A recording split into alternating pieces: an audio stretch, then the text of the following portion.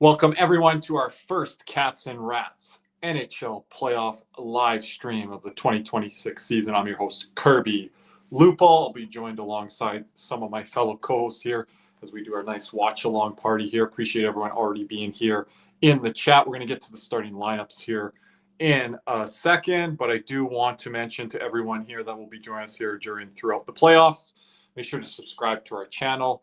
Like this video, comment on this video, helps with our algorithms. Make sure to check out our latest NHL Cats and Rats After Dark episode. All NHL talk on that one. Shout out to our boy Jersey Jim Behringer, who covers the New Jersey Devils. Went on his show earlier today on Full Press Hockey.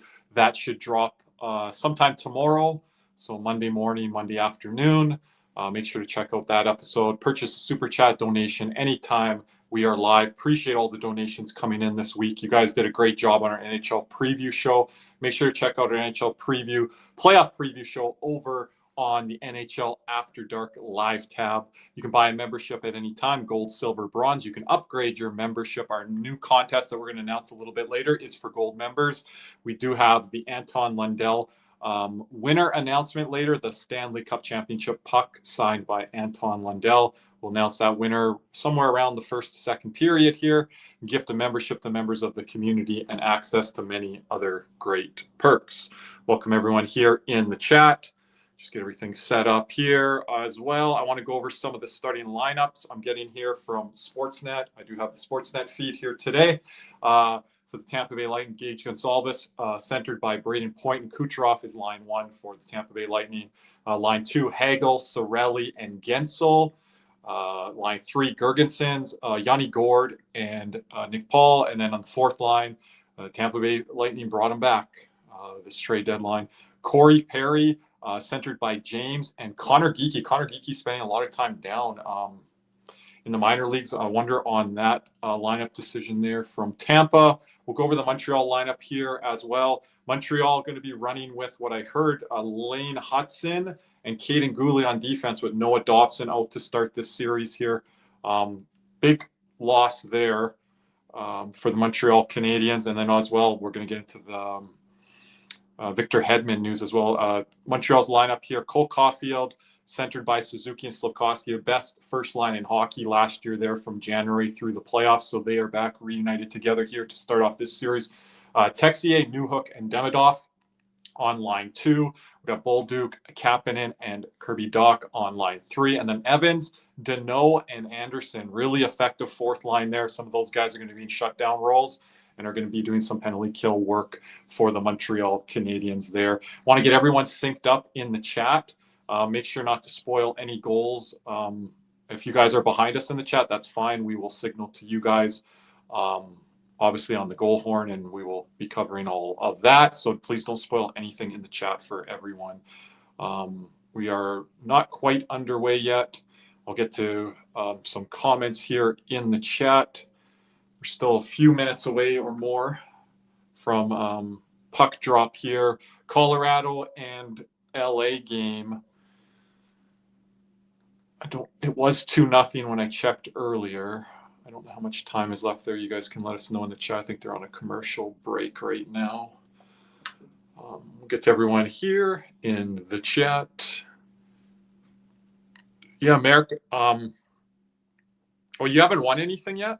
I think we had about 17, 18 people in the draw for the Anton Lundell puck. So we will announce that here in a minute. Looks like Cody is joining me here in studio as he sets up. Did go over the forward lines there, Cody. I didn't go over the D pairings if you want to bring anything up there as we set up. All right, here we go. I wasn't sure where you were today. I heard from you. Like, I'm going to get started in case something's going on. I was trying to get food before because we got a long time of streaming here. I've already been going today earlier with Jim. Yeah, we'll take breaks during intermission here. I said we're going to announce the contest winner a little bit later. I did say the Montreal and Tampa forward lines already, so we don't need to. Is Bjorkstrand scratched? He wasn't the guy in there. They got Connor Geekie on the fourth line, is what I'm seeing on Wow. Sport. So Connor Geekie, he's been down with what's their farm team name? Why can't I think of it right now? Syracuse. Syracuse, yeah, I guess he's been down there with them a lot this year. I think. I know, but I'm looking. I read a lot of Tampa fans they're kind of like they're like comments or whatever on Twitter because it's been popping up for me. And Yeah. Bjorkstrand apparently has been way not as good as they want him to be. Okay. And this is pretty damning for a guy they gave up 2 firsts for. Yeah, then so they're saying, well, if you're not good enough, we're not even playing you on the fourth line. We're gonna have Connor Geekie or some other guys in the lineup there.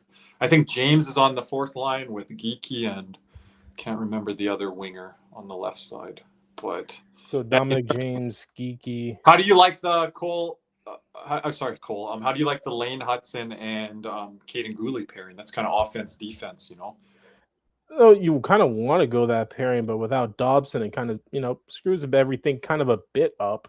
They're having Carrier move up with Matheson, I think. So again, offense, defense, and they're going to try to shut down Kucherov with those 2 pairings combined, is what the word is there. So they're going to give both pairings kind of a Kucherov. Shutting down Kucherov is going to be more of a team effort, a forward effort, more than anything, because Kucherov plays a lot higher. He's not really down low too tough unless, Kucherov doesn't do his damage on the rush. Kucherov is a point guard. He does his damage from, closer to the blue at the face-off dots, like that area. Yeah. So that's where, like, kind of where Matthew Tkachuk does his damage a bit when he has, like, assists or whatever. That's kind of where Kucherov's at a bit. And if I'm Montreal, I'm trying to you got to get into his space. You have to make him feel uncomfortable because, listen, let's be real here. He's I think how many it's been 2 years since he scored a playoff goal, no? Yeah, I think it's 2 full years. It goes back to, doesn't it even go back to the Toronto series? I think 2023 was the last time he scored a playoff goal because he didn't score one in 24, didn't score one in 25. Yeah, so what would that have been, the first Toronto series in Tampa? The second one. Second one, okay. Yeah, like I think it goes back. Is it 11 games, 12 games, something like that? At least 10. Pull it up on Hockey Reference thereafter. Anything on the deep pairings with Tampa? I didn't cover that. Victor Hedman's going to be out for a game or 2, is it? Yeah, so they're not going to start with Victor Hedman. They're going to roll with, I think it's like, let me try and find something. Ooh, Kings with welcome everyone in the chat. We already got 20 plus people in here. Make sure you hit that one goal game with the Kings with 1:48 to go. I'm gonna throw that on my TV. Hit that subscribe button as well. Yeah, but did they just get a penalty? Yeah. Who? I didn't the Kings. Yeah, the Kings. That's gonna end that game. Who was it? Is it Fogle? I'm not sure. DJ Smith, seeing him behind the bench. I remember my co-host here at the Cats and Rats carving him up when he was head coach of the Ottawa Senators. Hey, it's a better upgrade than what they had last year. Yeah, so Point is playing. Joel Armia high sticking. Not a good penalty. Armia's out there for that? And he got the high sticking penalty. Okay, so the deep pairings are going to go as follows. Yep. JJ Mosier with Darren Radish. Ryan McDonough with Eric Chernak. And Dostu with Emil Lilleberg. Ugh. That question mark for Tampa has always been that bottom pairing, and now without Victor Hedman there, you start to look at what that bottom pairing will do. They've struggled in the past with Lilleberg and Dumba. Last year, maybe not to the length of struggling like they did the year prior, but that's where there's going to be question with Tampa because the upgrades on the bottom 6 with Corey Perry, and they've made some adjustments. Yeah, but how that plays. This is not a Stanley Cup winning decor unless you have some guys play above their head. Well, how many teams do have Stanley Cup winning decors right now? Well, Buffalo has one. Okay. It is Buffalo, but yeah. Even Detroit's decor, I think, is better than this. Better than Tampa's? Yeah, with Sider, Edvinson, Falk, like Detroit has a solid decor, but maybe even Minnesota has a Stanley Cup winning decor right now. With Hughes, Faber, Spurgeon, Bogosian, Middleton. I'm probably blanking on their last guy that they have. Middleton kind of screams like Stanley Cup contender caliber if he's your depth guy, which now Minnesota obviously acquiring Quinn Hughes, it kind of pushes everyone. But this is interesting though. I mean, the Kings starting with Anton Forsberg to Yes, I start thought so game too. one. Like, and he's played well down the stretch. Kemper has not been good, but still. And then Colorado goes with Wedgwood as well. He's played a few more games, I think, than Blackwood this year. Blackwood's been off injured, so that hasn't helped them too tough anyway. But his numbers aren't horrible, Blackwood's. So it's curious. I think Kemper and Blackwood are your better goalies. You're not starting with them. But we've seen that in the past. Washington, when they won the Stanley Cup, they started with Grubauer over Hope. Panthers started with Line instead of Bobrovsky. So yeah, I guess it's not. Some coaches you're seeing it right now with Wallstad. You're seeing it here today. So interesting way to start. All right, can we please timeout? LA. We are waiting on the Montreal Tampa game. They are in the tunnel. They are coming out. We still have national anthems to go, and then we will be here for the live stream, watch along with all of you. Yeah. So, anything else you're seeing on Twitter? Anything you want to share? What's the Tampa Bay media saying right now, Cody? I had some blue Powerade upstairs, and you'll like that because you don't drink Gatorade. But anyways, I don't think I can drink it today here, being a Tampa Bay stream. Wait, what can't you drink? Coca-Cola. I got some Coca-Cola. I can't drink, and I'm going to bring my Florida Panthers mug down here to drink some tea. I can't drink blue Powerade. I just feel like that's kind of bad vibes. And I can't drink Gatorade for, if you know. Powerade, but yeah. Like I said, I refuse to drink Gatorade. Let me just say that. Let me rephrase. Yes. One of Cody's. And look, it's just some hatred there. Like, that's all it is. Where it derives from. Look up your history, everyone. 35 seconds to go in the Colorado LA game here. But they're trying to kill a penalty here, so. Yeah, I mean, it's not many times you score, 5-on-5 or. Yeah, Colorado's just manning up here. Oh, they got it towards the net, though. But I like this effort from LA here, though. Well, Forsberg, I watched a bit more of the game earlier. I haven't seen the third here. I thought Forsberg made some good saves. Forsberg really kept them in it. It was 0-0 for a while there, and then Colorado got one. Was it about midway point of the second? Or? Yeah, it was Lehkonen. Lehkonen, yeah. And it was just something that McKinnon threw towards the net, and it kind of rebounded, and Lehkonen was... Yeah, Lehkonen deflected out in front of it, and then with it being deflected, it's kind of tough, for... Forsberg? Yeah, for Forsberg to kind of handle that puck. Yeah. Oh, Cody, I didn't put the score thing up there. I'll do it. Fine. Yeah, you got your emojis. So yeah, I was thinking. Montreal, there's not really one to use, right? Just a red dot and blue dot. I don't really yeah. For them. I'll go Montreal first since they're the road. And Colorado takes game one. Pretty good start here for Colorado. I mean, national anthems right now, both anthems, obviously. So we will wait for those. I like the effort from LA. I thought at times they didn't get at points, they were hemmed in their own zone, but it's Colorado, so it's going to happen. Yeah. And I think LA is trying to use those point shots a lot and trying to get traffic there, which that's how they're going to score their goals. I'm not seeing a lot of established zone time from LA where they were getting a ton of scoring chances. So I think that's how LA is going to go about. And they're going to be without Kevin Fiala, right? Because of the injury. Yeah. So that hurts. It's going to be, I think that's going to be a low scoring series. And I think Colorado would be fine with that. Some games they might open it up. All right. Here we go. TNT just tuned in. Okay.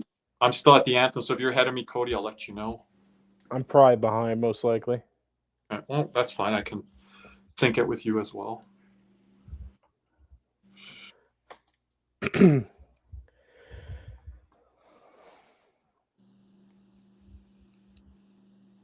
Like I said, during these games, they kind of to skip the anthem. So, and just to let everybody know, due to our later stream with Prospect Don, tune into that around 9 Eastern. Yeah, wait to hear back from him here. This game goes to overtime. Unfortunately, we'll have to cut it off. Yeah, we'll have to if he is ready to go. but I'm excited for this. I'm excited. Yeah, this is one of the spotlight opening round matchups here. And obviously us being familiar with these clubs. I've watched Montreal a lot this year. I don't know how much you guys have in the chat or Cody, but pretty familiar. They've been really up and down this year. I know they had a 100-point year, but very, very streaky team, I feel. And now they have that first line back together, Suzuki, Slafkovsky, and Caulfield. I thought it was just a matter of time. I was surprised when they did split it up. They were playing Slafkovsky. If they're going to win a Stanley Cup or even make a run at a Stanley Cup, it's going to be with with that line together. Like it's Wasn't that similar to their top line, I want to say, when they did make the final in the bubble? In the bubble? Yeah, was it their first line? I don't think it was their first line because they had Duran. Who would have been their first line? We'd have to go back through that. We are getting ready here for puck drop. Yep, here we go. Live from Benchmark International Arena. Oh, I don't even remember that name. I still call it Amelie.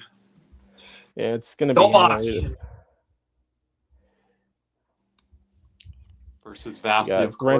Brendan Burke, Jody Shelley, Darren Pang on the call for TNT. Oh, okay. I'm not sure on Sportsnet because they do have it on mute or sound down here. So you guys let us know. We don't. I don't know if Cody can hear it off air, but I could try to make it like that. But it's all right if you can't. You guys just keep. Oh, no, I can hear that. Yeah.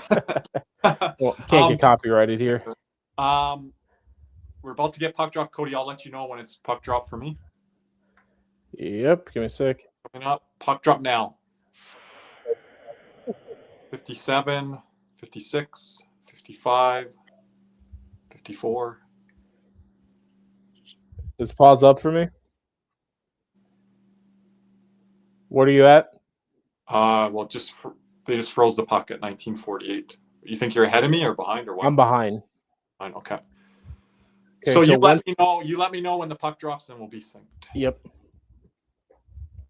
Little quick stop here by Dobosh. Kind of a deflected puck towards the net there.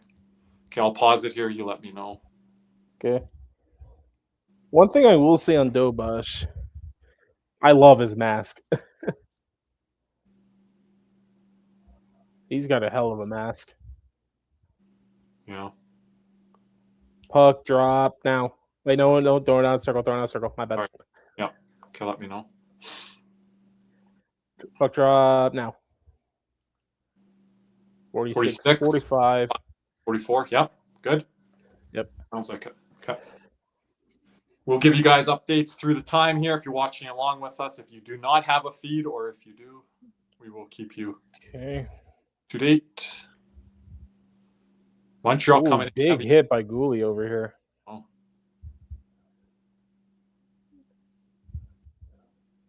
Look at McDonough jumping up for the play. Oh, they got Carrier back, so that's big for Montreal. Gooley looks so big out there, 21, right? Yeah, that's a Gooley, yep. Yeah. But he's next to Yanni Gord. That doesn't help. I think Gooley, like you were naming X factors for all these series. Gooley's the X factor for me for Montreal, like coming up in big moments and shut down role play because to beat Tampa, shut down their offense. We know that as Panther fans. Like eliminate power play opportunities, be strong 5-on-5. And Montreal's got a good power play, but don't rely on that. Try to be good 5-on-5 and stuff.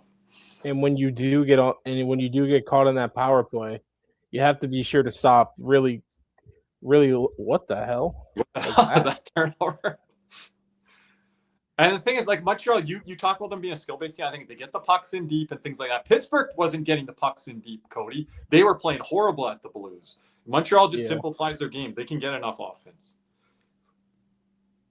And I think at times create problems. Pretty good jump from Tampa to start. I think from both here.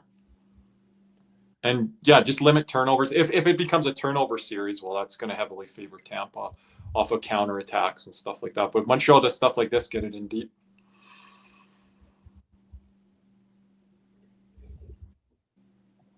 Though you wonder, mark here. Does Montreal watch any Panther film?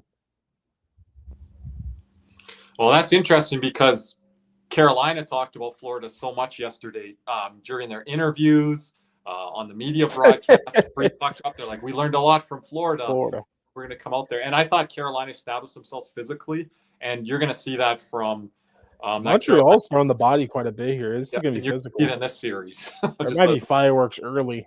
Yeah. Montreal, they've added more grit. I still think they need to add a guy. I was on Jersey Jim's show today, and he said a guy like Mason Marchment would be a good ad for Montreal. No, they need one of their star guys to kind of take on that physical identity. I don't know if Slavkovsky will ever get there. It's probably or any of their back end guys. Maybe Reinbacher when they eventually get up, if they do end up keeping him. You don't know how bad I'm started from Tampa. I saw 17. I'm like, oh look, it's Alex Killorn. That's PTSD. Oh, someone's hurt here on Tampa. Is that Dominic James? Yes.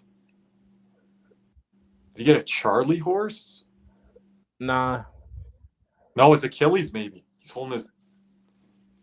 I don't know if he got cut with something. Is he going right to the locker? Oh, yeah. He's going right to the locker. He was holding down by his Achilles. Have to see a replay there. Oh, is that knee on knee? He ran right into Gooley. Or was that Doc? I'm still not getting it here. He ran into somebody. It looked knee on knee. Oh, I just saw it out of the corner. I don't think they caught it too good on the Sportsnet feed. Yeah, because the puck was away. Was it with Wi-Fi? Oh, Kirby, Antonio's back in the chat. Oh, Antonio, welcome. Did you see the After Dark the other day, Antonio? We gave you a nice shout-out at the beginning there. Antonio, how we doing? Antonio, I was visiting, what's his name? Lee, I believe, that hosts Blackhawks live stream action. He's doing some playoff stuff. I was over in Blackhawks chat there and talking prospects and picks with him. They were looking at Carls, and they were like, Cody, we can't draft Carls. We have enough defensemen and enough young guys. I'm like, well, yeah, look at forward, right? It's like, you guys shouldn't be looking at D then. They should get that back. The Tampa crowd not happy with the refs not making a call there. I don't know what call they would have made, but...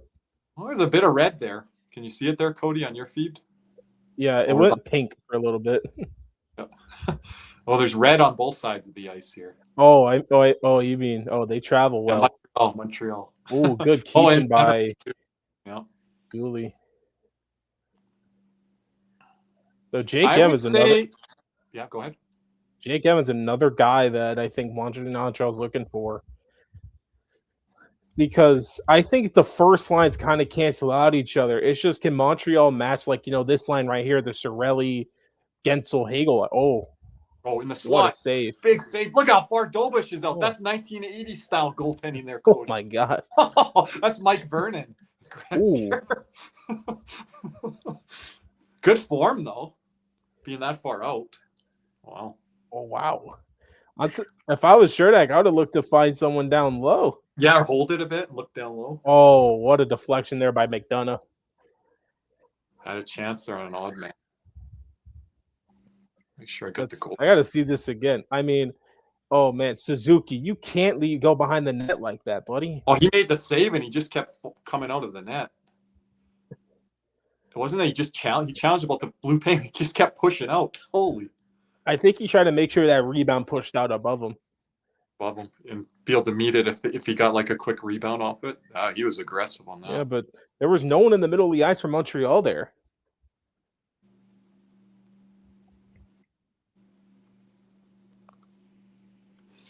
Zero here, 15-22, puck drop.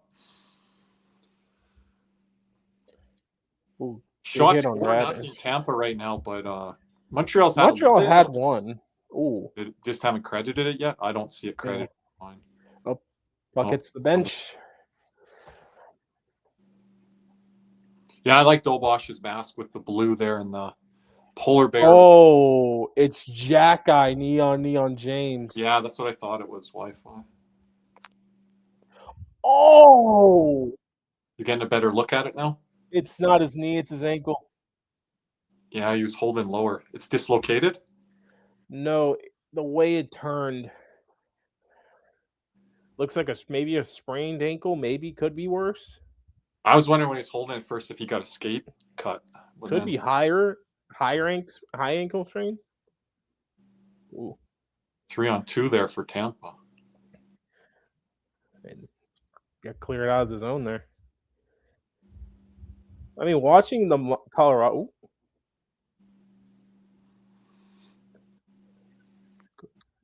The fact that he got that pass through is actually pretty impressive.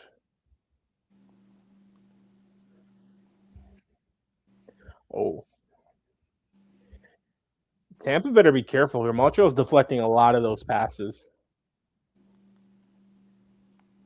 Oh, here we go. Gensel and Slavkovsky already. Oh.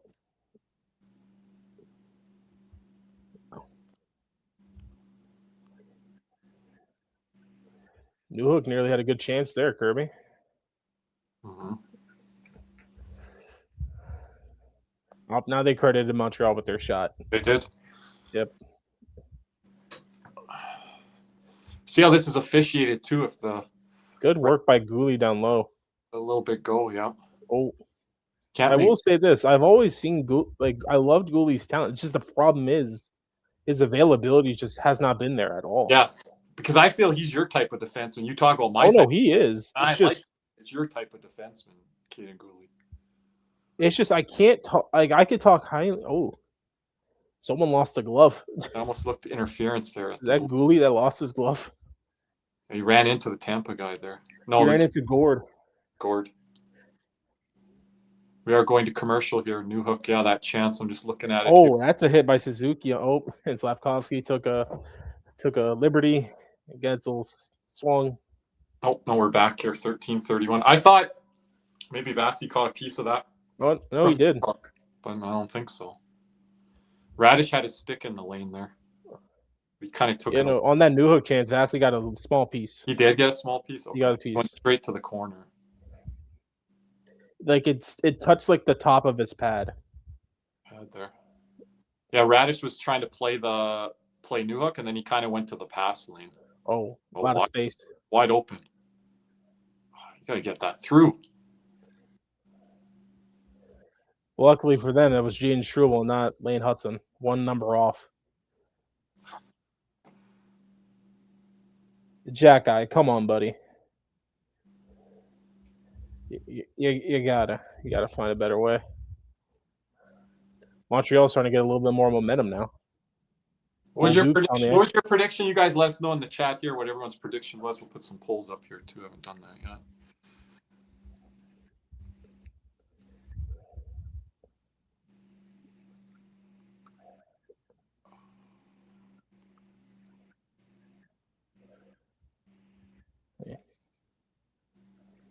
There's going to be fireworks in this series really quickly. I am seeing the makings of it right now.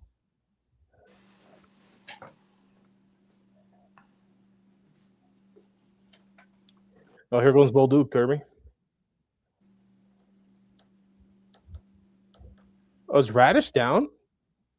Yep. Why, you think he's hurt? The way his body was, it seemed like it. Uh-oh. Oh, good play by Dobosh.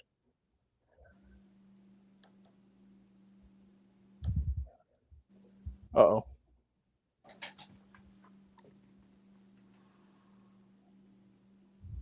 Trying to go backhand high on Vasi there. I think he's just trying to get a shot off, which I don't mind there.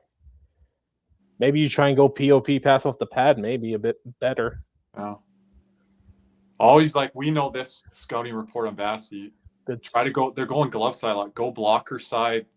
They need traffic, man. You're not going to beat them just shots like that. Yeah, from the side there and stuff. You probably want to work it to the point. Florida scored a lot of their goals on Vasilevsky around the blue. Icing 10:58. Yep, 10:58. As a lifelong Panther fan, it is still kind of weird not to see them in it, but I've seen them in it out of the playoffs for like nearly a decade at a time. I kind of like relating back to that, like, okay, this is one summer off. Yeah, but it's also, I miss it, but I think I'm glad because it makes like the fan base kind of like, realize how fortunate we were for those 2 runs. Mm-hmm. So, and it's just go, go, go. Again, I'm not trying to act spoiled or entitled, but you would know that as a Blackhawks fan, Kings fans. It's just like, you're go, go, go. Teams that are in the playoffs every year, Boston, St. Louis, used to be Detroit back in the day. It is a different feeling, but it's not the worst case. Hey, I'd rather have what we have. The season didn't work out, but we got a consolation prize for it. So, yeah, pretty much everyone can agree on that the season didn't work out for the reasons, obviously, that were very detailed with injuries and it was just out of our control. That's why I'm not upset by it. Yeah, it's not like we got to look at this person or look at that. There's things that the team has to look at with goaltending, other stuff, but that's just natural for any team and the situation we're in. Ooh, come on, Demidov. Oh, damn. Did I not say Gallagher's name earlier? I think he's scratched, is he? He might be. I don't see him. I haven't seen him yet. They've been scratching him during the regular season. I'm not sure if you scratch him in the postseason, though. Yeah, I don't know. On this type of matchup on game 1 on the road, wouldn't you want to go with him? If Corey I know they got a deep lineup, though. What's that? But they don't have many Brendan Gallaghers. Like, no. But did you see their 4th line? It's Evans, Anderson, and who's the other guy? Bolduc. Or someone else. Ooh, big hit on Gensel. Yeah, they got a really quality 4th line. Like, Evans has a lot of playoff experience, Cody. When they were in the bubble and stuff like that, he's played. And remember, he was a big commodity. Oh, I thought Madison was going to take that all the way for a second. All right. Tampa's just throwing these mindless passes right now. What's going on here, penalty? Someone got called for too many men. I forget who it is. It might be Montreal. Might be Tampa because Cooper's looking Scrabble-brained here. Yeah, but it's Tampa. Commercial break, 9:23. First one of the game. Yep. What's Montreal's power play on the year? They're 10th or 11th? I want to say... Let me look. I thought they're around top 10. Make sure to vote on the poll there, everyone. Hit the numbers 1, 2, or 3. We have different polls we'll continue to put up here through the first round of the playoffs to calculate. Power play, Canadiens were 10th. 10th, yeah. So I thought they were around. I said this year they were going to be top 8. So I was around the number. I thought they probably had to be a little bit better, Cody, on the power play than where they are in the standings. Because remember, you said the PK was key. Their PK hasn't been great statistically. I think they're 21st or something. It has to be key versus Tampa. I'm sorry. Yeah, you're not beating Tampa with a garbage penalty kill. I don't think you have to have the number 1 PK. This is not the old Tampa. I don't think you have to have the number 1 PK in the playoffs, but maybe you got to have around 75 to 85%. You got to be around top that. 5 out of the 16 teams. Yeah, you got to be around that. Yeah. And this is a year where penalty kill numbers have been kind of inflated because, like first this year was, I think, close. Like the first place penalty kill was 84%.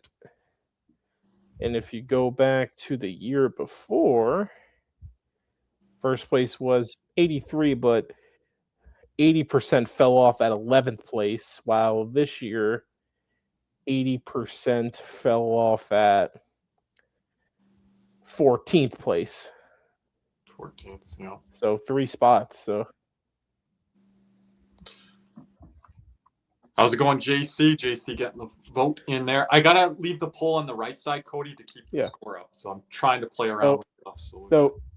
So how do you think some Tampa fans feel seeing coaching going against St. Louis for the first time like this? Yeah, that's interesting. I never thought of that, Cody. By the way, Cody, you know what they're showing? Just interrupt on the screen right now. Florida beating Tampa in the playoffs. Man, Sportsnet loves showing the Panthers stuff.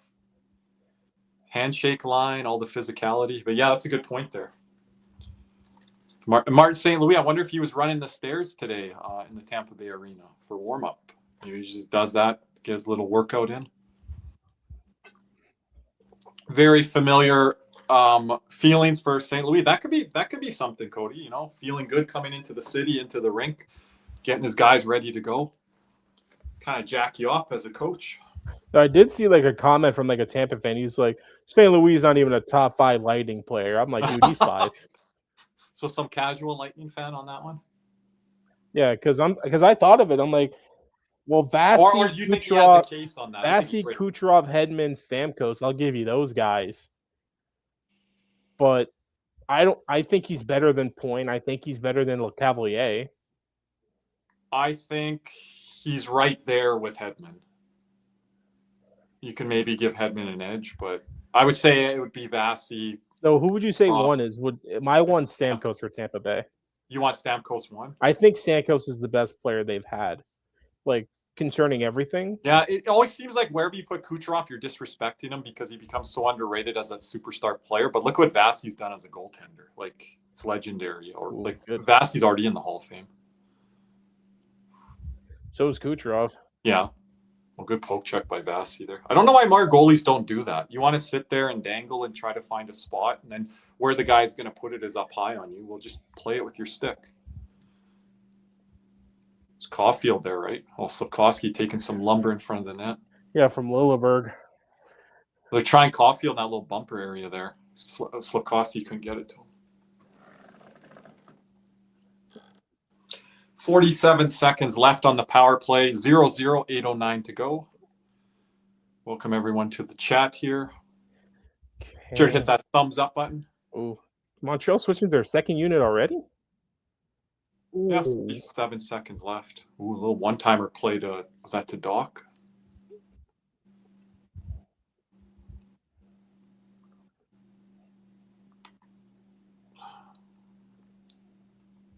Tampa giving a lot of space up high there. I don't know if they've been doing that if Dobson's out there. But if Hudson's there, he can just walk it in a bit on the first unit.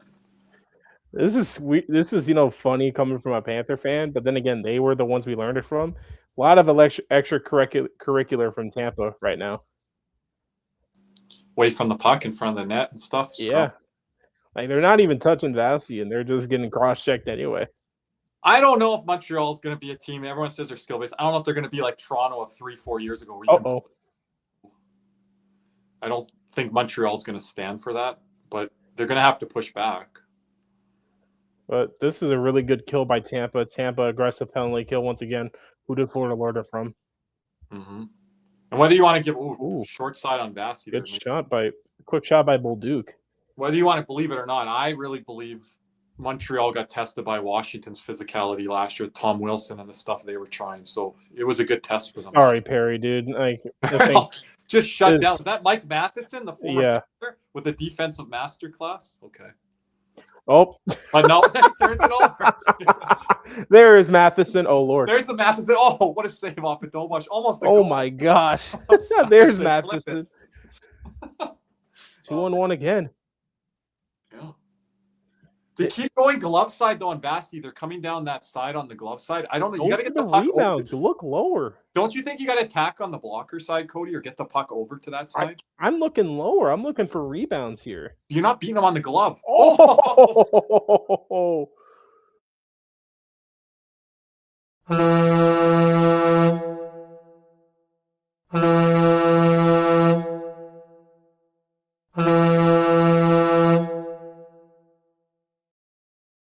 The fourth line.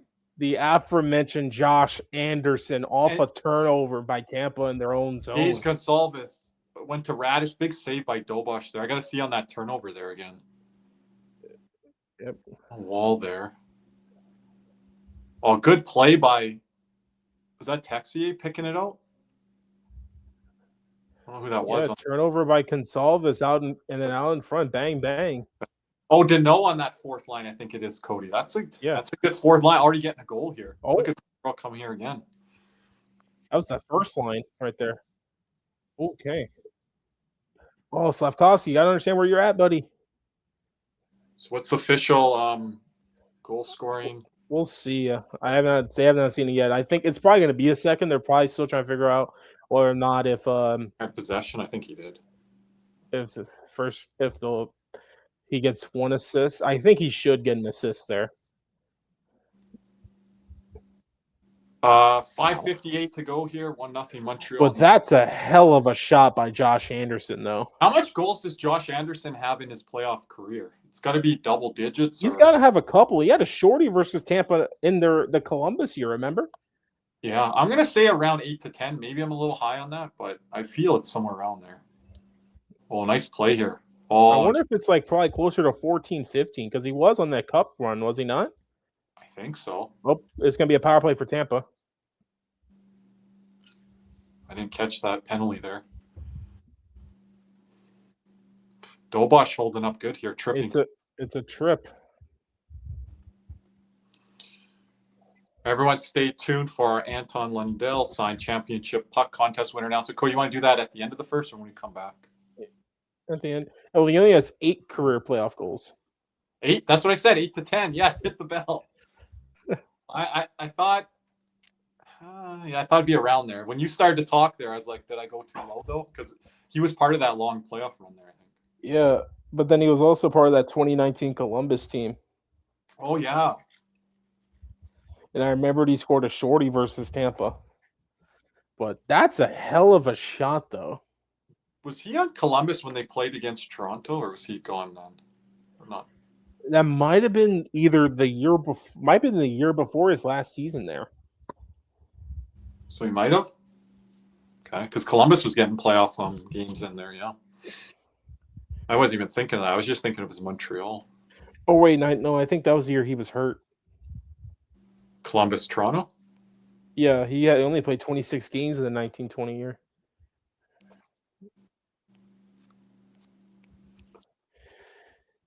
If you drop Florida in the playoffs right now and play some Ottawa, how far do they go? Fully healthy? Yeah, that's the main parameter on that question. If we're fully healthy, we can win the Stanley Cup.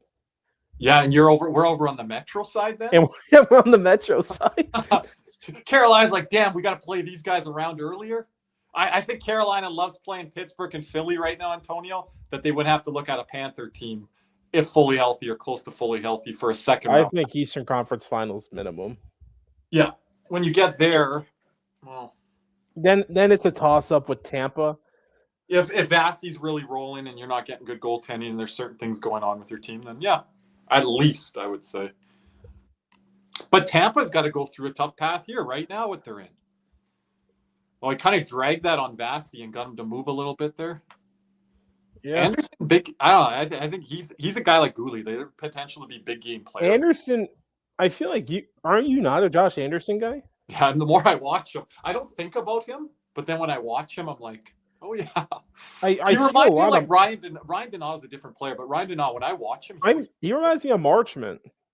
Yeah, like that style of play. But like he reminds me of Donato and the fact where he can just turn it up. Like, and for you early 2000 fans, he's probably like maybe a store brand version of like a Wayne Simmons type. Oh, okay. Wayne Simmons had some sneaky good years. I know, but that's why I said store brand. And maybe a higher up the lineup when he respect the man Wayne. That is Wayne Simmons.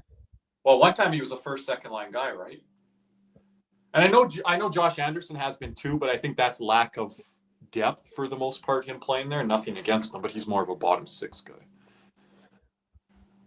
Yeah, well, Simmons is probably at his peak was maybe, second line winger. Yeah, like maybe elite level second. If you had to play him on the first, okay, but kind of middle of the road or below. Ooh. Big save by Dobosh there on Gensel. Giving Kucherov a lot of space here. Like, I don't like the space they're giving Point or Gensel. Tampa Bay's got a lot of guys they can go to here with all this. If they were watching Panther film, this is not the film they were watching. Not for PK work. Oh no! Look at the space. Oh jeez, Kucherov. Now this is where Kucherov becomes dangerous. He's getting a lot of how much touches does he have here? 5? Quite a bit. That's a lot of touches there from Kuch. Like we've done, penalty kills against him where he's only touching it once or twice. It's a lot of touches there.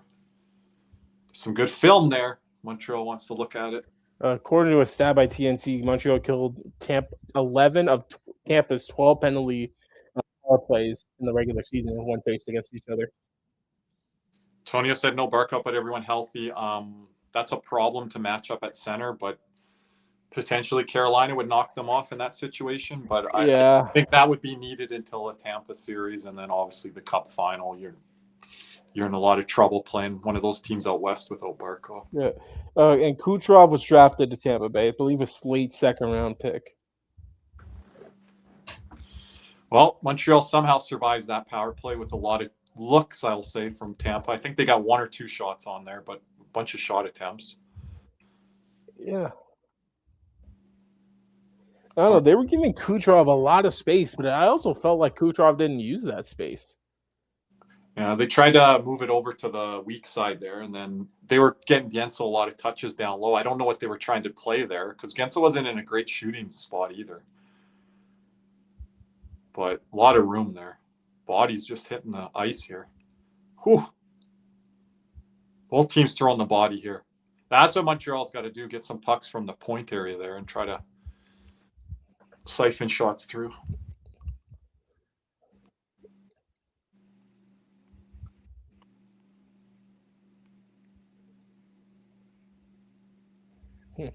JC there. Oh, good pass by Struble.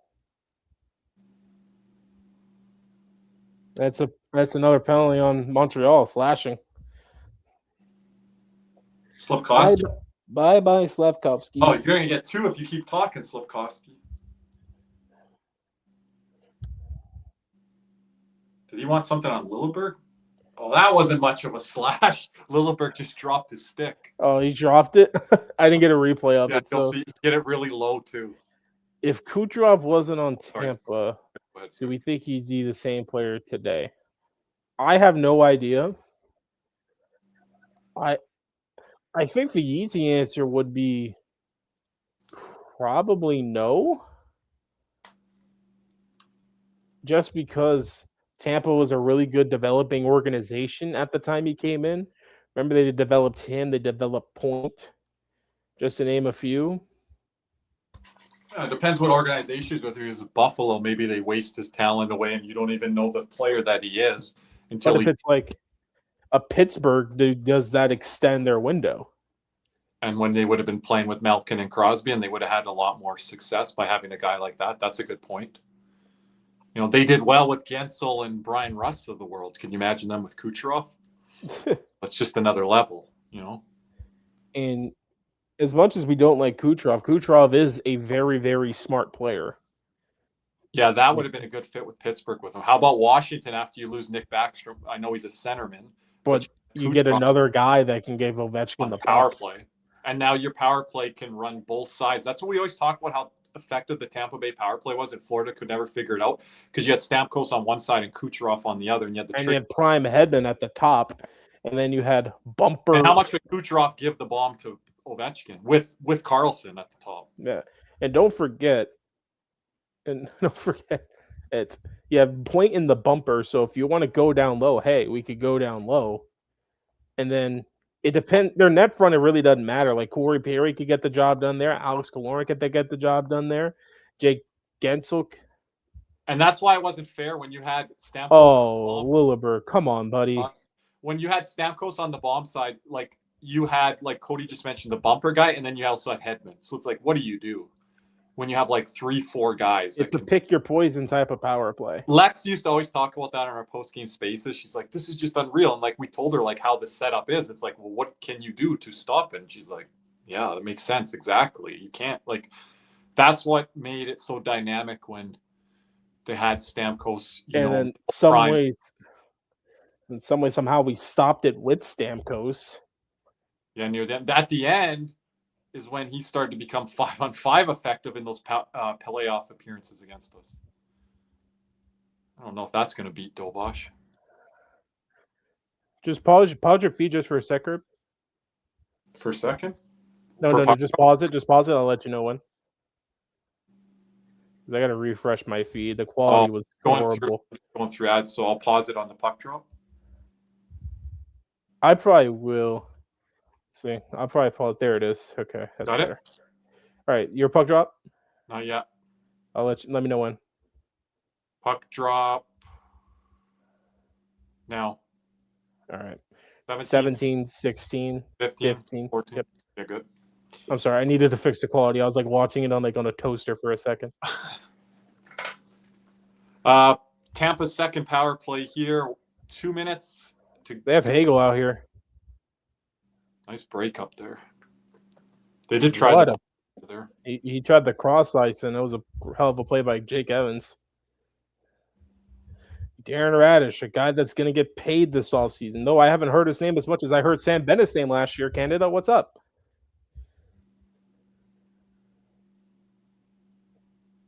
Tampa playing with that blue line there. They keep it onside.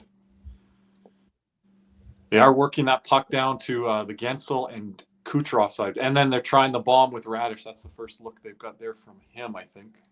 93 miles per hour. Sportsnet using the miles per hour for you guys. And you know who Darren Payne just mentioned for Dobosh, Kirby? For a comparison? Or like the way he's moving right now. Who do you know he just compared him to? Who? He's looking like a lot like, Sergei Bobrovsky versus Tampa. Okay. I thought you might say Roberto Luongo or Halak or something. How he went into that butterfly there. Okay, this setup I hate. Tampa really tried for those small area pass plays when they have all the guys on the outside pretty open. There's a play there. That's dangerous. Went out play. Yep. Matheson blocked it. That's better from Gensel because that he was able to walk out. Montreal can't give that much room and space for him there. I thought that was going to be a goal. Oh, nice save by Dobo. That went off his foot there. I Matheson's foot. Oh, Matheson? I thought they hit Dobosh, but going out. No. I had that behind the net cam view there. I thought I caught him. 1:07 to go in the first. 1-0 Montreal on the Josh Anderson goal.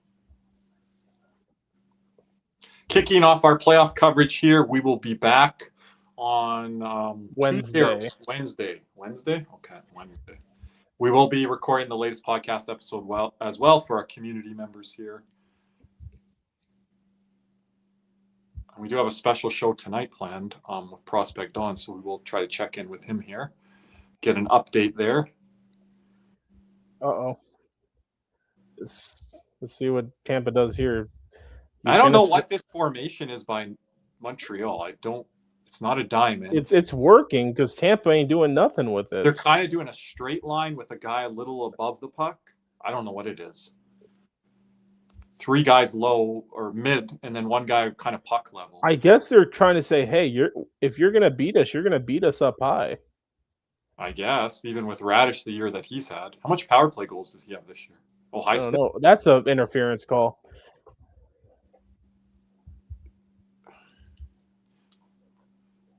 Oh, on a pick play? Yeah, that's a pick. I saw. High stick. Hagel was embellishing for something up high, I think. That's what I thought he was trying to talk about. I saw. No, he picked whoever the hell that was off. I'm like, that. Oh, he wants the high stick on point. The Montreal guy put his stick up to point. They could have 2 penalties, 1 for each. 1 for each? Yeah, I didn't see the Hagel. And that's 4 minutes too, because Point's bleeding. Is he? Yeah. Cooper's losing it, everyone. Cooper's losing it. He wants the high stick. Cooper is irate on the bench. Wait, they're discussing it. Are they going to review it and get the call? Can they do this retroactively? He's like, I want 4. He wants 4, Cody. Are you seeing Cooper on the bench? No, I'm just seeing the refs talk about it. He's losing it. The stick kind of got pushed with Hagel, and then it reared up. Like, can you call that? Well, you still got to be responsible for your stick. I think it's a high stick, probably. I don't know. Suzuki might be saying it got rammed up from the pick play. Like, can you call it if the pick play is played with the stick? But it does look like a high stick. I would lean high stick. Are they going to call it? They called it. For 4 or 2? For 4. They're going to review it. I hate that rule. Why? I hate that rule. 12 seconds to go. First. Now they're looking at it again. I'm sorry. I hate that rule. So they make the call, and then they go back to the tablets? No, what happens is they miss the call, and then they're like, let's call the bigger one so we can review it. Yeah, but they already reviewed it and came away and said their announcement, and now they're back at the tablets. Now they're coming away again. Because they're going to call it now. Well, they did do the announcement. No, Louise confused. No, they just announced it. They announced that they're reviewing it. Oh, okay, got you. Okay. But they're looking at it for 4. It's going to be 4. Okay, so they just came back out because there's an ad. I got it. So now Tampa now has a 2-minute power play because they confirmed the double minor. Unfortunate play, but you do have to have control of your stick. This is what Merritt says there. Yeah. I don't know what the rule is when the penalty kind of chain reactions to it, but the stick didn't get pushed up. It was still the Montreal guy in control of it. I still wonder about this though. If because both penalties happen at the same time. Or a chain reaction to it through the progression of the play. Yeah. And you got to call penalties because puck hasn't been called. That is interference on Hagel. And it's simultaneous. But even if it was independent, you can still call a penalty on the other team. Yeah. Like you can't go running around out there because you have a power play. Oh, yeah, I'm going to go take a guy out now in the corner. No, you're going to get a penalty in the For rest. A second, I was wondering if it was Hagel's stick. I thought it was for a second, but it was Gooley's. And now they lose. Gooley's going to the box and yeah, because Gooley's the one that high sticked them. They're going to lose Gooley now for this. They got 12 seconds here. Get out of it. Fresh ice for Tampa with the majority of the power play, though. See. Looks like they will get out of it here. 5 seconds. If they don't turn it over here. Scramble behind the net and the end of one, ladies and gentlemen. But we will do our ad break here too, Cody, just so we don't get rushed coming back. Yeah. Wait, do you want to wait for the announcement or let's do it real quick. Let's do our ad break real quick. Before we continue on any further, let's hear a word from our sponsor, CatsNR. Panthers fever is here. Are you geared up? CatsNR in Davie is the place for all your Florida Panthers needs. They have the latest gear for our favorite NHL team. Jerseys, polos, t-shirts, hoodies, hats, and more. CatsNR has you covered. Stop by their store in Davie or at pantherswear.com. Again, that's pantherswear, WEAR.com for all your Panthers gear. Another word from other sponsor, Jeremy Beckham at Beck Sells FLA. Champions don't settle, and neither should you. Let me introduce Jeremy Beckham at Beck Sells FLA, bringing competitive edge to South Florida luxury real estate. If you want a home that performs in all 3 zones, location, lifestyle, and long-term value, Jeremy is your power play. The clock is ticking. Let's go for Reed. Reach out now at BeckSellsFLA.com. Cody, let me know if we want to announce the contest winner as we come back. But this is our new contest here. This is for gold members, so make sure you sign up as gold members. This is the Aaron Ekblad Championship signed wall frame photo, courtesy of Palm Beach Autographs. So again, you're automatically entered into this contest as a gold member. I know Nick's going to get our official PSA write-up. I don't think he's got it over to us yet. Yep. So there's but Kirby, since we just announced a new contest, it's only fitting we announce the contest winner. Yes. So who won the Anton Lundell signed championship puck? And he has won a contest in the past with us, but this is a good story behind this one.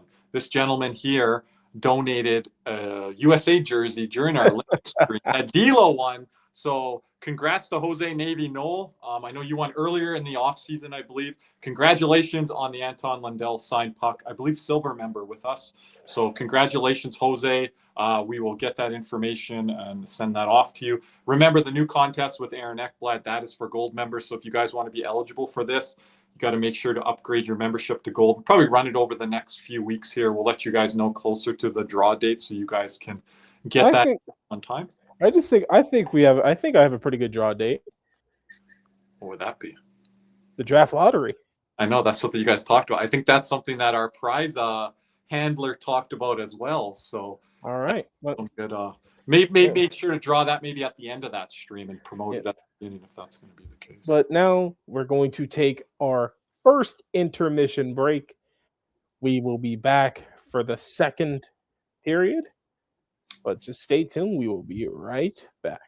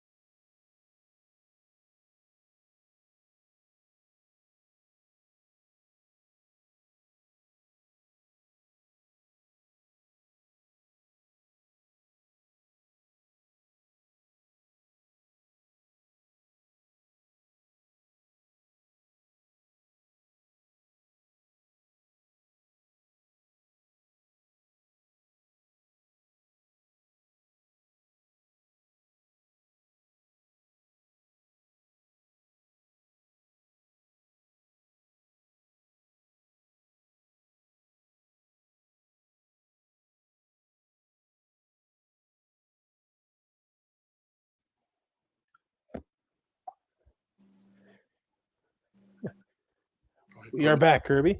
We're back. All right. So, Kirby, how do you feel that the rest of this game's got to go for Tampa Bay? What they got to do a little bit differently to start this second period here? Well, I want to mention here, I saw on the penalty kill, Kevin Bieksa said he's never seen this type of penalty kill setup. It was a 2-2, 2 forwards, 2D. And what they're doing is they're trying to shut off Kucherov on that flanker side, on the board side. So now Kucherov is trying to move down below the goal line. And he's switching spots with Gensel. So they've got to make an adjustment to their power play because Montreal's given them a new look that not even analysts have seen before. So that was interesting to hear. And Dobosh, by the way, came out 15 feet from his goal line on that save. They measured 15 feet. Yeah, crazy. But yeah, I think Tampa has to make some adjustments to their power play. What's this penalty here? But we're at 1936, 35, 34. I think there is a penalty coming up to, is it Kucherov or Point? Yep. Smart by Evans. Kucherov? It is Kucherov. Oh, I wonder what the call is there. Is it a stick? It might be cross-checking. Yeah. On Carrier. By the way, Carrier was the one that set up that goal to Anderson. It was the defenseman pinching down the wall. Oh, Kucherov may be frustrated. Montreal wants more than 2. Oh, high sticking. Oh, man. Yeah, I don't think he's bleeding, though.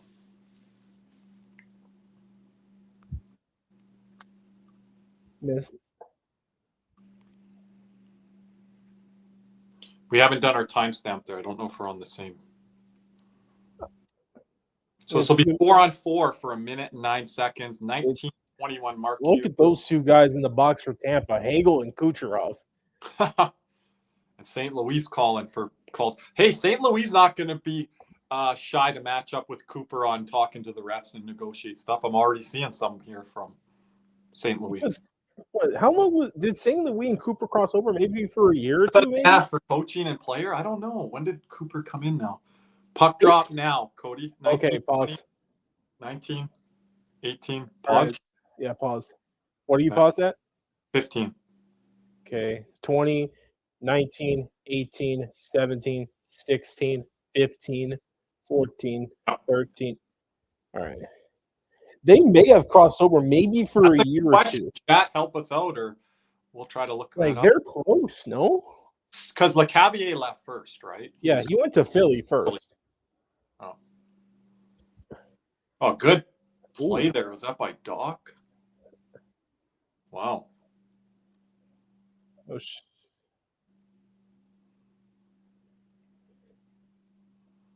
So 4-on-4 here for 30 more seconds, and then Montreal have abbreviated power play. Yeah. And if you're Tampa, you would rather have the two guys you want out here for 4-on-4 are in the box.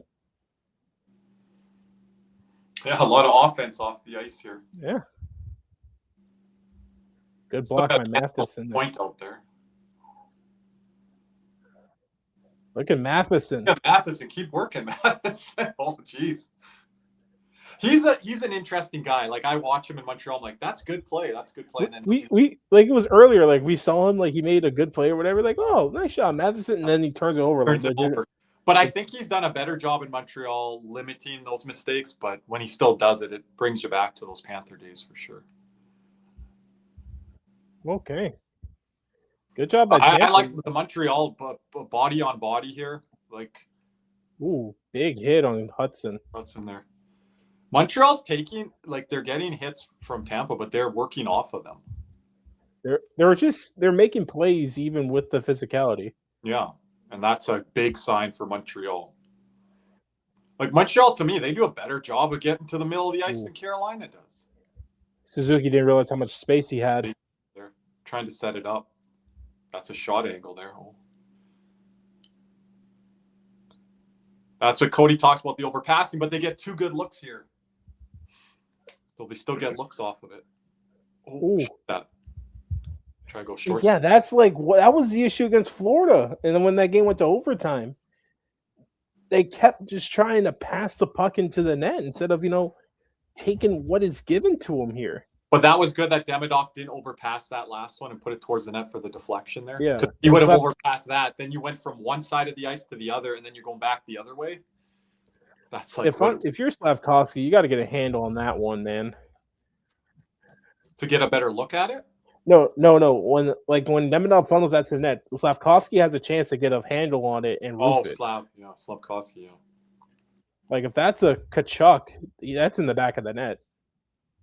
I think Slavkovsky's still figuring out his game with their skill. He doesn't have the greatest of hands, it feels like. Yeah, like you're putting him in that spot where maybe he's not going to succeed all the time, but he's a big body presence that you're trying to like mold into that, I guess the word would be. Oh, one-timer there. I think that deflected off his stick. Like I see a lot of Valery Nichushkin in him. A lot. Slavkovsky, that's not bad. If he can be that physical going downhill, that's good play by Dominic James.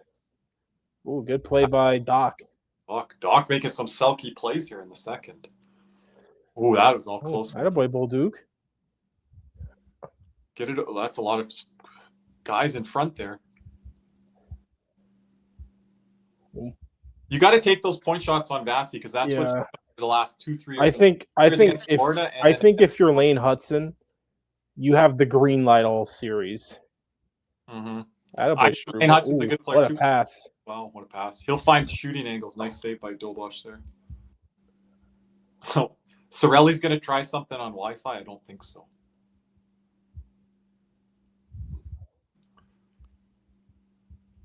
One nothing here. Face off in the Montreal zone. Antonio, not Calgary or Florida, so I can't stay in my hometown and I can't coach my favorite team. So current roster construction, is that what we're asking here, Antonio? Give me probably a follow-up on that. And with salary cap, like I want my GM to have, good contracts and all that. I know my answer for that question. And what team would be coachable for me? You have your answer? I have my answer. I got a lazy answer here for you, Antonio, but Cody knows I've liked this team as far back as Cody knows. Mine would be the Colorado Avalanche. Like I could coach guys like McKinnon and McCarr. Like, give me that every day. For me, I would say San Jose. Oh, okay. Where they're at right now. Yeah, I would more like San Jose as a GM role. But yeah, I wouldn't complain coaching a kid like Celebrini. But I like that opportunity. But I think they have some guys and try to bring them their first Stanley Cup. Where the last era failed when it came to that. I mean, heck, Celebrini broke, I think, Thornton's record for single season points. Mm-hmm. Yeah, he'd be a fun kid to coach. I just don't know about the rest of the roster right now. And if you're telling me the GM's going to be bringing in Dougie Hamilton or different guys, I'm kind of like, I don't know. Like, I would want to have some. So Dougie would help that roster just to kind of get the point, right? But I don't know if that's guy going to take you to a conference final and cup. He's not going to take you to a conference final, but it'll help you get to the playoffs, which is your next step here. And Jim told me now they're looking to move him. I said move him in the summer, Cody. It's going to be. He didn't show up to the exit meetings, I believe. We'll see what Sonny Maeda does. Yeah, Jim's a little wait and see on that because they're giving him full autonomy, I believe. Cody, you got 15, 49, 48, 47. Pause for a sec. Oh, sorry. I counted down wrong there. Oh, okay.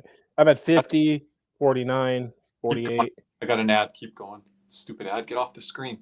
What are you at? 3, 42, 41. Good. Oh, nice play. That was going to be Kucherov opening. Right in the slot area from behind the net. What are you thinking, Cody, this Tampa Bay defense so far? It's only been a period. I'm not liking – here's the thing. It's just defensively they're okay, I guess, but they're pretty good. But I don't know about generating any offense. I feel like it's just all their forwards. Like they don't have Colorado, Antonio. What's that? They don't have a freaking and a nice city. What's that? Yeah. They don't Tampa on their back end. I don't see much scoring coming from there. Kucherov's not been afraid to shoot here today. How much shot attempts does he have? We'll have to check that here. He's got to have about 4 or 5, I think, at this point. At least. He's been wiring that one-timer. Tampa Bay better be careful with some of these. Ooh, who was that? Wi-Fi. See, like, I just think Montreal's 1 or 2 physical pieces away, Cody. Like, you got Wi-Fi, Anderson. I know Gallagher. But their next physical piece cannot be a bottom sixer. It needs to be a guy more up the lineup. Well, I'm going to throw it out there again. Mason Marchment. Yeah. Would you rather overpay Mason Marchment or be still overpaying Laine? Is Laine coming off the books this summer? Yeah, Laine's a UFA. Good. What's he even doing right now? Is he just in the press box? Oh, here goes Tampa. Tampa's starting to use their speed a bit here. Yeah, they're playing that behind the net game right now. Oh, trying to get a greasy one here. Nope. Nice play by Slavkovsky coming back. That's what you need from your top line. You need to have some plays like those winning plays in your own zone. A good battle here. Oh, stay with it. Oh, he had Hudson driving. I don't think he ever saw him. Like, are you going to be critical of both of these teams turning pucks over when these teams are really good backtracking and are good? Like, I think it's kind of goes both ways. Uh-oh. Oh, he's wide open there. Oh, man. He's not getting the puck. Was that Hagel? What did he wait? He had him.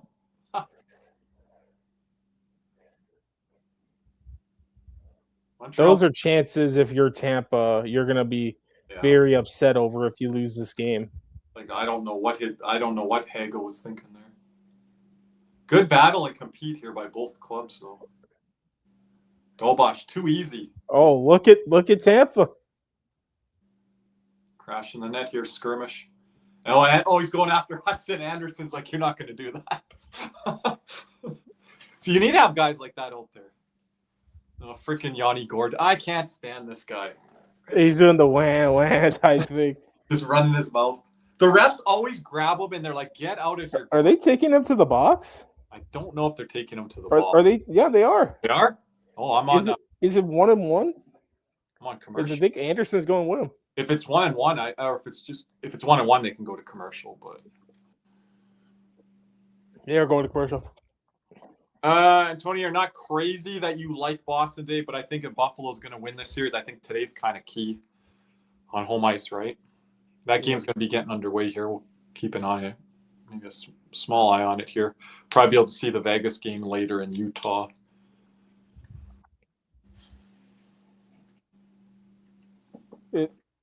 So I wonder if this is going to be 4-on-4 or 5-on-5 play. Probably 4-on-4, but.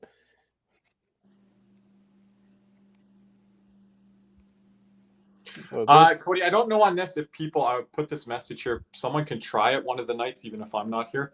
See if people that have already registered their bracket can join the CNR bracket. Cody can share it on the screen later or next broadcast. You guys should be able to join our group if you already have. The brackets close Monday at 7. So they're still open. But when they close, you can still go into people's groups, right? If you have your bracket in, I'm assuming. I'm not too sure. Maybe not. But guys, get it in. Like Cody said, the deadline hasn't approached yet. Make sure you get it in. We'll let everyone know that. Kirby, have you seen the new Marchand and Bennett commercial yet? Nope. Who is it by? We'll see. I'm watching it now. It's on Twitter. Well, Brad Marchand was in the Tim Hortons commercials this year for up here in Canada. Mass Mutual. Mutual hedge funds companies now? What's going on here? Bennett's getting a lot of commercials. I don't know. That Conn Smythe brought in a lot of endorsement money, I guess. I don't know. And remember he was that other one this year with all those other players? I can't remember what it was. TNT's showing the hits right now. Hits are 21-25 in favor of the Tampa Bay. 25-21, you said? Yep. Yeah, both teams have been laying the body. I wonder what the puck possession numbers are and all that. I could see Tampa being favored a bit. So Gordon and Anderson off to the box, I believe, 2 for each for Ruffin. Oh, okay, so Anderson picked one up in the scrum. But I don't know. Like I think was it Gord that went after Hudson? Anderson just stepped in. Like I don't know. I don't know if I would have called anything there, or definitely I don't know if I would have called 4-4, unless I missed something that Anderson did.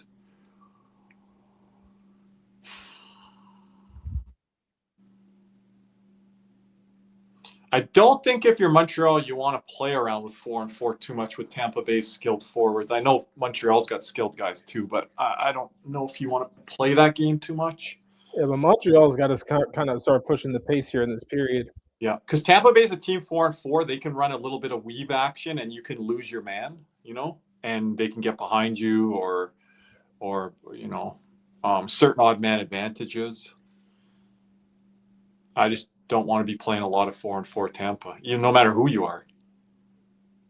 Yeah. Like I think Tampa's even favored over Florida 4-4 with our slower skaters. Like I don't think I favor Florida 4-4 against anybody. Yeah, and with our defense too, it's not to that dynamic level. Yeah, right now Tampa like Barkov Reinhart would be our best bet. Yes, I almost would want to have three with Jones and like Mikkola, something like that. Or even if you want Bennett for Hagee, maybe. Possible. That scares me a little bit. Defense. Or Lundell Marchand. Yeah, I'd more have that. What, does it scare you defensively? Yeah, with the forwards defensively. Montreal's got the guys to do that. When Dobson's healthy, you got Matheson, you got Hudson, and then you got your forwards, So, but I just think Tampa's done it for so long with their veteran guys. Montreal taking a little bit of advantage here now. 4-4 first started with Tampa. Now Montreal. Tampa's got it back. I don't know. I'm impressed with these teams is like defense. Tampa's out shooting Montreal 11-5. Both teams defensively have been pretty good. Shot suppression's been not bad. Good plays defensively. Again, Montreal, like those back checking plays. That's what we talked about with Ottawa now, Cody. When we tune into them in that series with Carolina, good back checking pressure. I think something that Montreal and Ottawa probably have learned playing in this division against the likes of Florida, Tampa, Toronto. We're halfway through the second period. This is flying by here in the second. I don't know. Maybe we can watch an overtime period. Uh-oh. Get to overtime quick and it ends early. Good. Yeah. Again, we'll have to check in with the prospect, Don. We are scheduled to go tonight after this game, so more might actually tune in here later. You guys got to stay tuned to our schedules here throughout the playoffs. We're going to be live Wednesday night for the Edmonton game or the Minnesota Dallas. I'm assuming Ryan's joining us for that. He might want to. Oh! I got to get it ready here, Cody. I was not expecting that point shot.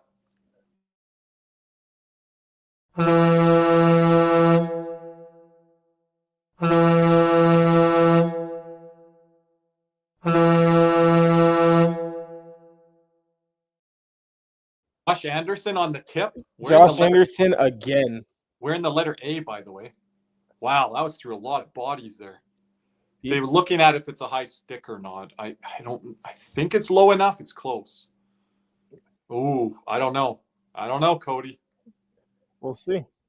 That might be coming back. It depends where it hit a stick there. Let me see. I got a good view here. Ooh. I think that's high. I think it was high too. I don't think he was running any interference with Vasi there. I think it was just the high stick part. I have to take a look if he's touching him. No, I don't think he hit his glove. It's just if it's high or not, I think. Yeah, Vasi's not saying. So they called it a good goal on the ice. They did. Wow. Just how he's holding the stick there, it looks high on the blade side there where it's kind of going like in an upward motion. It's not kind of like. But for me, I look at the shoulder. Like, he's a big dude. But when you see it from the side angle, it seems like it's here and then towards the crossbar. He's kind of like. He is a big guy. That looks high. It looks high to me. Deflected, yeah, deflected right in the middle to the toe of his stick. Again, these angles are so hard when you're looking at it from here, but I would say this is coming. I think this is coming back. Vasi trying to catch it like a baseball there. I will not update the score yet. We will leave it at 1. No goal. No goal? Yeah. Good goal. Stays 1-0. Take the goal. Well, that is how you beat Andre Vasilevsky right there. Yes, like those are the shots that we talked about. They were getting kind of in that danger area, and then, hey, don't go away from moving the puck back to your point man. And Montreal has skilled point men. So you can get it back to those guys. What is this Tampa Bay fan wearing? It looks like a Kucherov Russia jersey. Oh, I saw this guy wearing a Gensel basketball jersey, and it looked like a Transformers mask. You might see him later. Even if I'm Montreal, I'm really still I'm still chilling because that's how you beat them.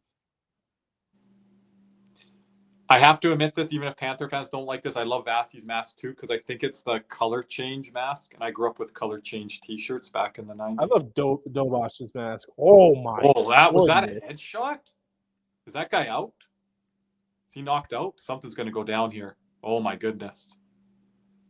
I wonder if he's concussed. I don't know who that was. That was Josh Anderson. Josh Anderson? Who did he take out though? Dastu.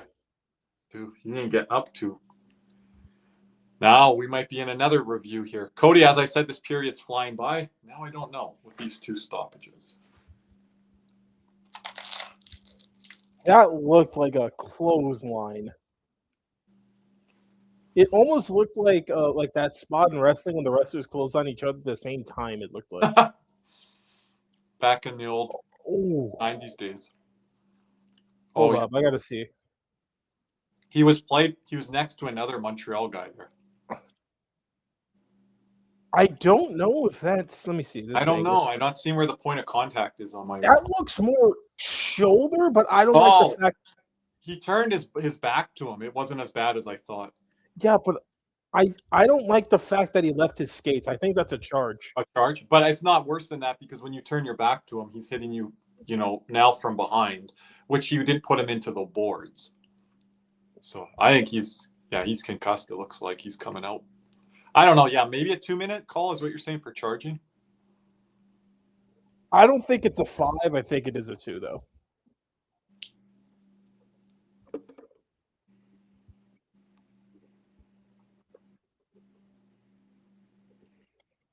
They're calling it a 5-minute major on the ice. Probably to review it.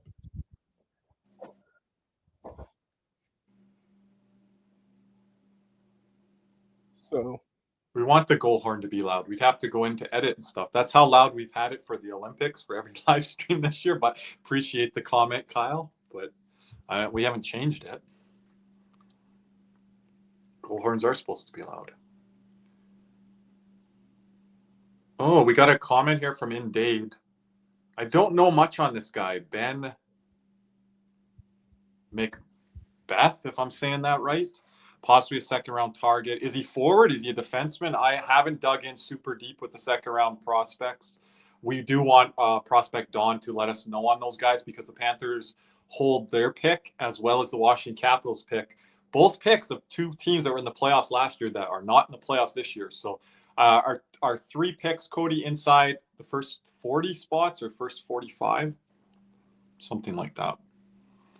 So that's a name to remember there. Let us know later in date. I will try to remember that name as well. So thank you for that. We do have to check in with Prospect Dawn. I haven't heard from him this weekend, but he is scheduled to join us tonight. Hopefully no scheduling adjustments have to be made there. Time to call up the AHLers. Oh, RC, are you indicating that Tampa is going to be calling up the AHLers to do some business to Montreal out there on the ice? I think that's what he's indicating, Cody. He's indicating. I thought John Cooper only does that for meaningless exhibition and meaningless regular season games. But hell, he might start doing it for the playoffs. They put Connor Geeky in. Who's Connor Geeky in the lineup for? So you're saying Bjorkstrand is scratch, Cody? Yep. Kirby, private chat. So, okay. So we will stay tuned here. We might have a scheduling change with Prospect Dawn here later. Thank you for that, Cody. Yep. Now they're reviewing. They're announcing it now. They went to commercial break, I believe, and now they're coming back.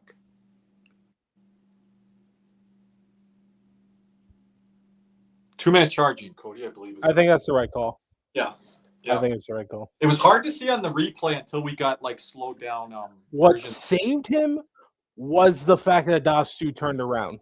Yeah, maybe he was going to go through him anyways. Now, if you go through the chest, you're fine. But if you don't, then you're looking at suspension. I think if Dastu doesn't turn around, I think his head's off.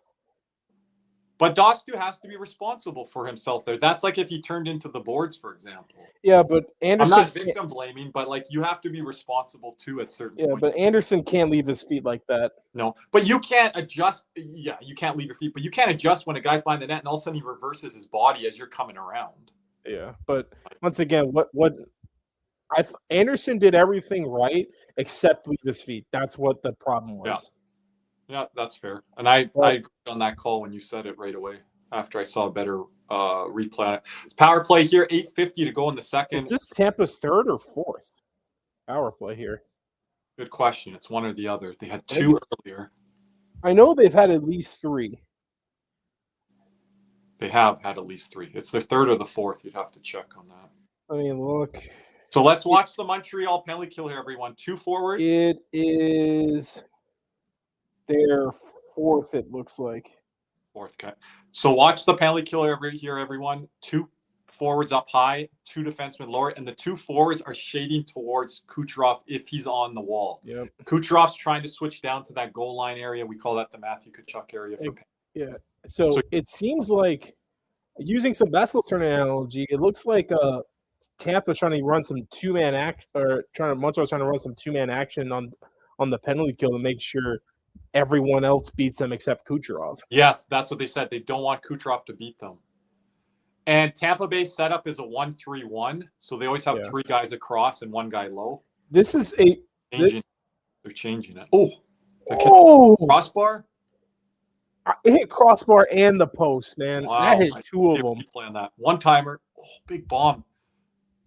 Wow. Montreal. Broken stick for Montreal. Oh, geez. Long shift here for the PKers. Tampa has to take care of the puck. Jake Evans, broken stick here. Yep. Goal.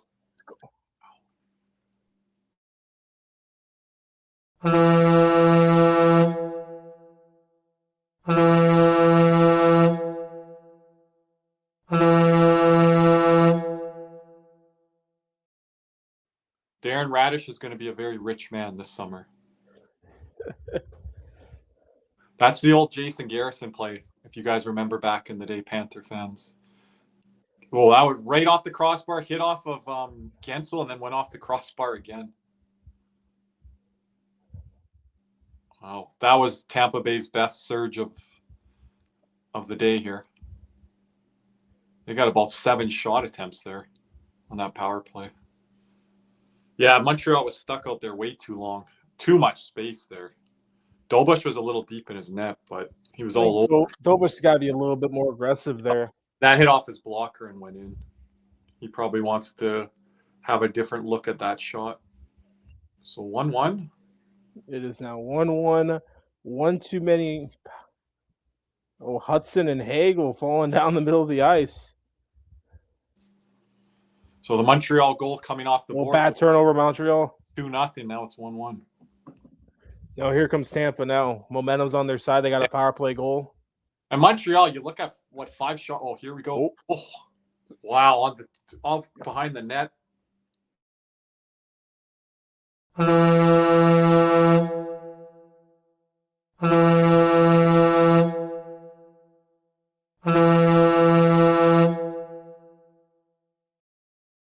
Now Hagel's talking and getting going here. Two quick that ones for over a bounce behind the net there, and then Hagel goes backhand there. Hagel let that puck go by. Wow. Oh, that's a turnover by Hudson. Oh, off the back of the net, and then it goes to Hagel backhand. Yep, off the back of the net. What are you doing there, Hudson? Whew. And then who was in that tough spot there? Gooley. Wow. Gooley's got to maybe get wider there, but be there. But when you're there, well. Big momentum for Tampa. I don't know if we've seen this momentum from Tampa at home in years, Cody. Fernando in our community was sharing a stat line earlier on Tampa. They have not been good in their last 8-9 games at home in the playoffs. I think it's like 1 win or something like that. Stanley Louis and the refs are having a conversation about something here. Oh, really? I don't know what my board is messed up here for. I got it back. No, why are they adding letters here? It's not I. I gotta erase that. What's the conversation on here? I don't got my. Hagel was holding Hudson's stick, and when they were down in the middle of the ice, Yeah. Hagel just kept pulling his stick and kept bringing Hudson down.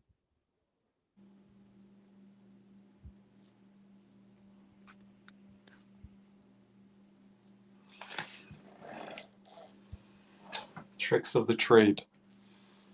7:16 to go here in the second. 2-1 Tampa, their first lead of the evening.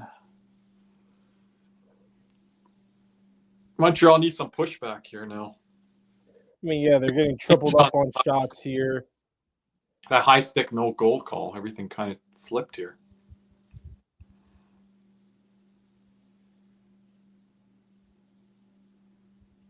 Just think, you could have been 2-0 Montreal. Yeah. All momentum. And doing a good job of, like we said, not giving Tampa Bay power plays. It's going to eventually come back to get you. And it's not even going to have to be Kucherov. Like Radish has had a huge year on the power play. When you're getting those many chances, it just opens up things for him. It's Cody, like with the Radish goal, like there, it reminds me of basketball when you get those long offensive rebounds, you kick it out to the 3-point guy and it just kills you. That 3-point guy just knocks it down. Oh, another turnover. That's a big save for Dobish. Got to get back in this game. I don't like the standing around from Montreal. They need to start pressuring here. Dolbosh just throwing it out there. At Tampa Bay is just, they've got all the energy bar here maxed out and just relentless right now. But that play by Hudson right there, those are the mistakes that the Panthers kind of avoided in those series with Tampa. And even though people say we're getting to be an older team, it's not like Tampa Bay's skating circles around us. So Montreal's got to kind of look at that. It's like, you guys got to have some pushback here as like the younger kind of good skating hockey club. And you're just in your own zone. That negates all your speed right there. And Tampa, like, they'll be smart to hold on to the puck. We saw some turnovers in the neutral zone on both teams, or kind of around the blue lines. And I didn't mind most of them. But if you start to play with the puck now and then Tampa starts to take care of it, that's when Tampa's playing their game. How many shots does Montreal have in this period? 5. No, I've got 5 on my board in the game. Is that incorrect? No, I have 5 too. Okay, but how many shots do they have in this period? Can't be 5 because that would be 0 in the first. Let's see. 1. 2? 1? Wow. It does feel like a Tampa Bay period. I don't know to that degree, but Montreal trying to do things 1-on-3 here. That ain't going to work. Tampa stepping up in the neutral zone more. You see that now, Cody? Yeah. And then they're stepping up, getting the puck. We know that style of hockey. Oh. Hudson's having a rough period here. Picked his pocket. Montreal's not doing good on their outlets. They're standing around and they're getting narrow. It's the same thing on their defense. It's just a lot of standing around. There's no outlet guy. And then they're just coming back downhill on them. Ooh. Tampa off the rush there. Now they can move it here. Yeah. But not have the numbers. Like Tampa's back. They're stepping up in the neutral zone and then they're attacking in Montreal zone.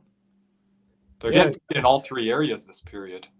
Yeah, because when you get worn down like this, you finally have a good breakout or whatever. You could have numbers. The problem is everybody's worn down from the physicality because both teams were being physical in the first. Because this is not a game Montreal's used to. Well, yeah, that's a good point. If they're not used to playing that style, is it going to Like work? their big guns are not used to having to be this physical. Commercial break here. Ooh.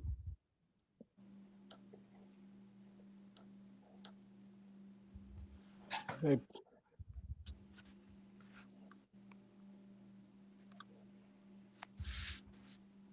I don't know, RC. Are we going back in time when those were not good memories for us? Is that the Corey Perry and Patrick Maroon types? Or Kucherov when he was on LTIR and then comes back right away and pumps, 2 in his first game and an assist?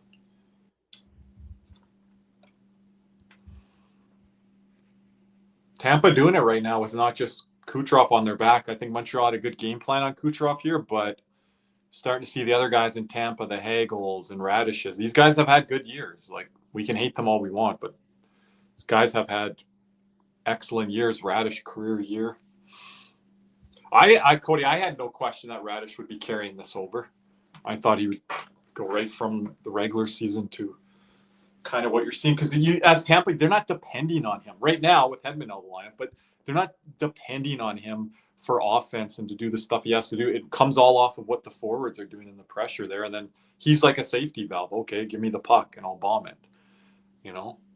So it kind of does help Tampa in this series because Montreal has good defenders and guys that are offensively gifted, and I know they're without Dobson, but it does help having a Radish to say, well, where's the offense going to come from Tampa? Well, it's going to come pretty much from Radish, and then you get back. That can supplement some stuff. Like, that was the thing I thought about. I'm like, if Radish doesn't keep his streak going, well, then that's huge advantage at that point to Montreal if you've got Dobson back in there and the different pairings they're able to throw out there. Matheson was the one that put that puck towards the net on the Anderson high stick. Yeah, I'm looking at it again. That it was pretty high. Yeah, there's that 2-2. They ran that 2-2 there, and they got it to Radish. Radish moved to the dot area there, and then he bombed it. Cody, they might be dropping that guy down there a little bit further down from the point area there to kind of negate that 2-on-2. Then you have to shift that little, I wouldn't even call it a box. It's kind of a... Oh, Tampa on front again.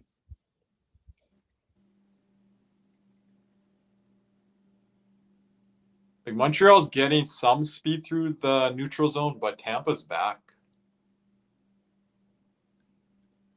And they're kind of ready to defend it. 3:50 to go in the second. Shot 16-5. Their last shot on goal was Slavkovsky, 2:41 in the first. In the first. 7-1 shots on goal. In the second. I'm sorry. In the second. Yeah.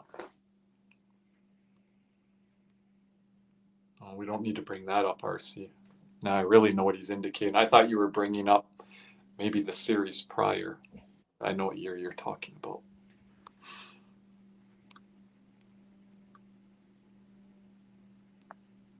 Weak playoff hit here from in Cole Caulfield, we trust. Which one is he indicating there, Cody? That I'm not too sure. Oh, no, he's talking about the Anderson hit.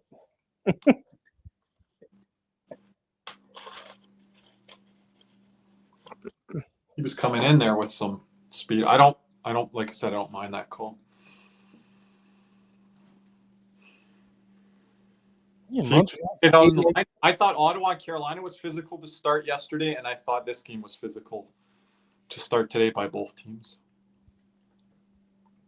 But like Cody, you made a point. Maybe Tampa can maintain it more than Montreal can. We'll see as the series goes along here.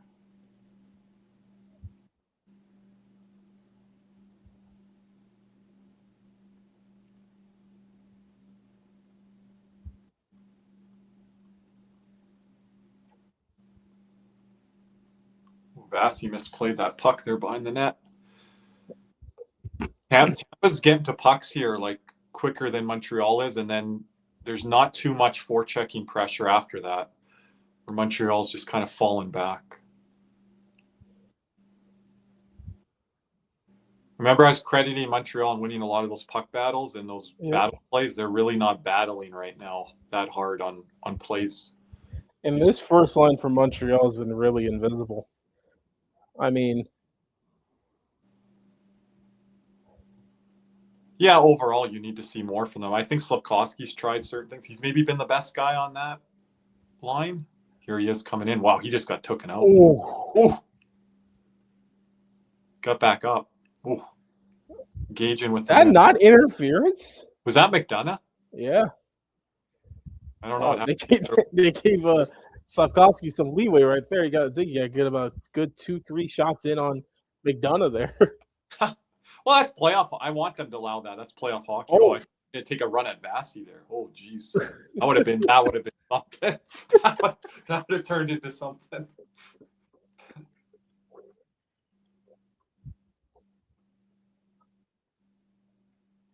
Suzuki's a little sore on the bench. I don't know if it's his ribs or he got winded.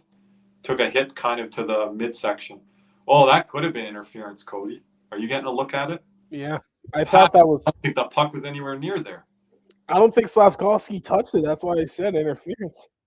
He's looking over to where the puck is, and then McDonough just finishes the hit. Montreal fans won't be happy. Montreal's very lucky to only be down 1 here. Because of the onslaught there in the second? Plus some of the chances Tampa had in the first. Yeah, Dolbush was pretty. Dude, Hudson is rattled. But I think Montreal had their chances in the first two, and you're just not one shot right now. And they didn't start the period that bad. Everything flipped there on the goal that came back because Montreal was getting. Here's the funny thing: Tampa's playing with 5D because remember, Dostu's still in the locker room because he had to go through the penalty on Tampa. Penalty on Tampa. This is huge for Montreal. Yeah, before the end of the period here. Ooh. Dude, he is rattled, man. Hudson? Yeah. High stick in here. Yanni Gord, is it? Oh, he's still yapping. No, Geeky. Geeky? I think so.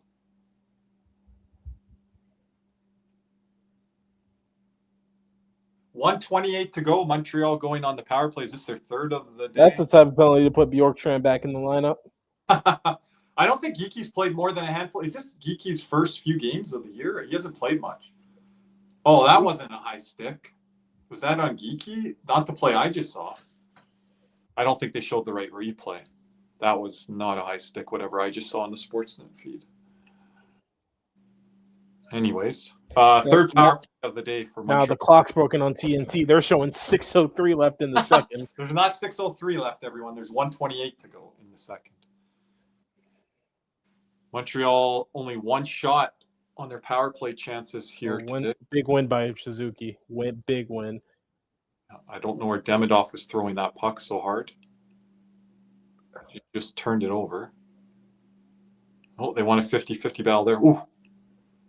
Oh, Vasi is really overplaying the shots. He did that on the Anderson goal, and he just did it there. Vasi is like swimming here. What is going on? Lost his stick. Got it back. That was crazy sequence. What a play. Who was that? That got it out? I don't know. I was watching. I had my eyes. No, one of the Tampa players got it out on like one. I had my eyes fixated on Vasi. Drive to the net, boys. That's good. Weak side to point. Oh, wide open. Block that. He shot it right into his pad. What did you had? Hudson's playing forward. Drive the net. Why is Hudson net front? Oh. Oh.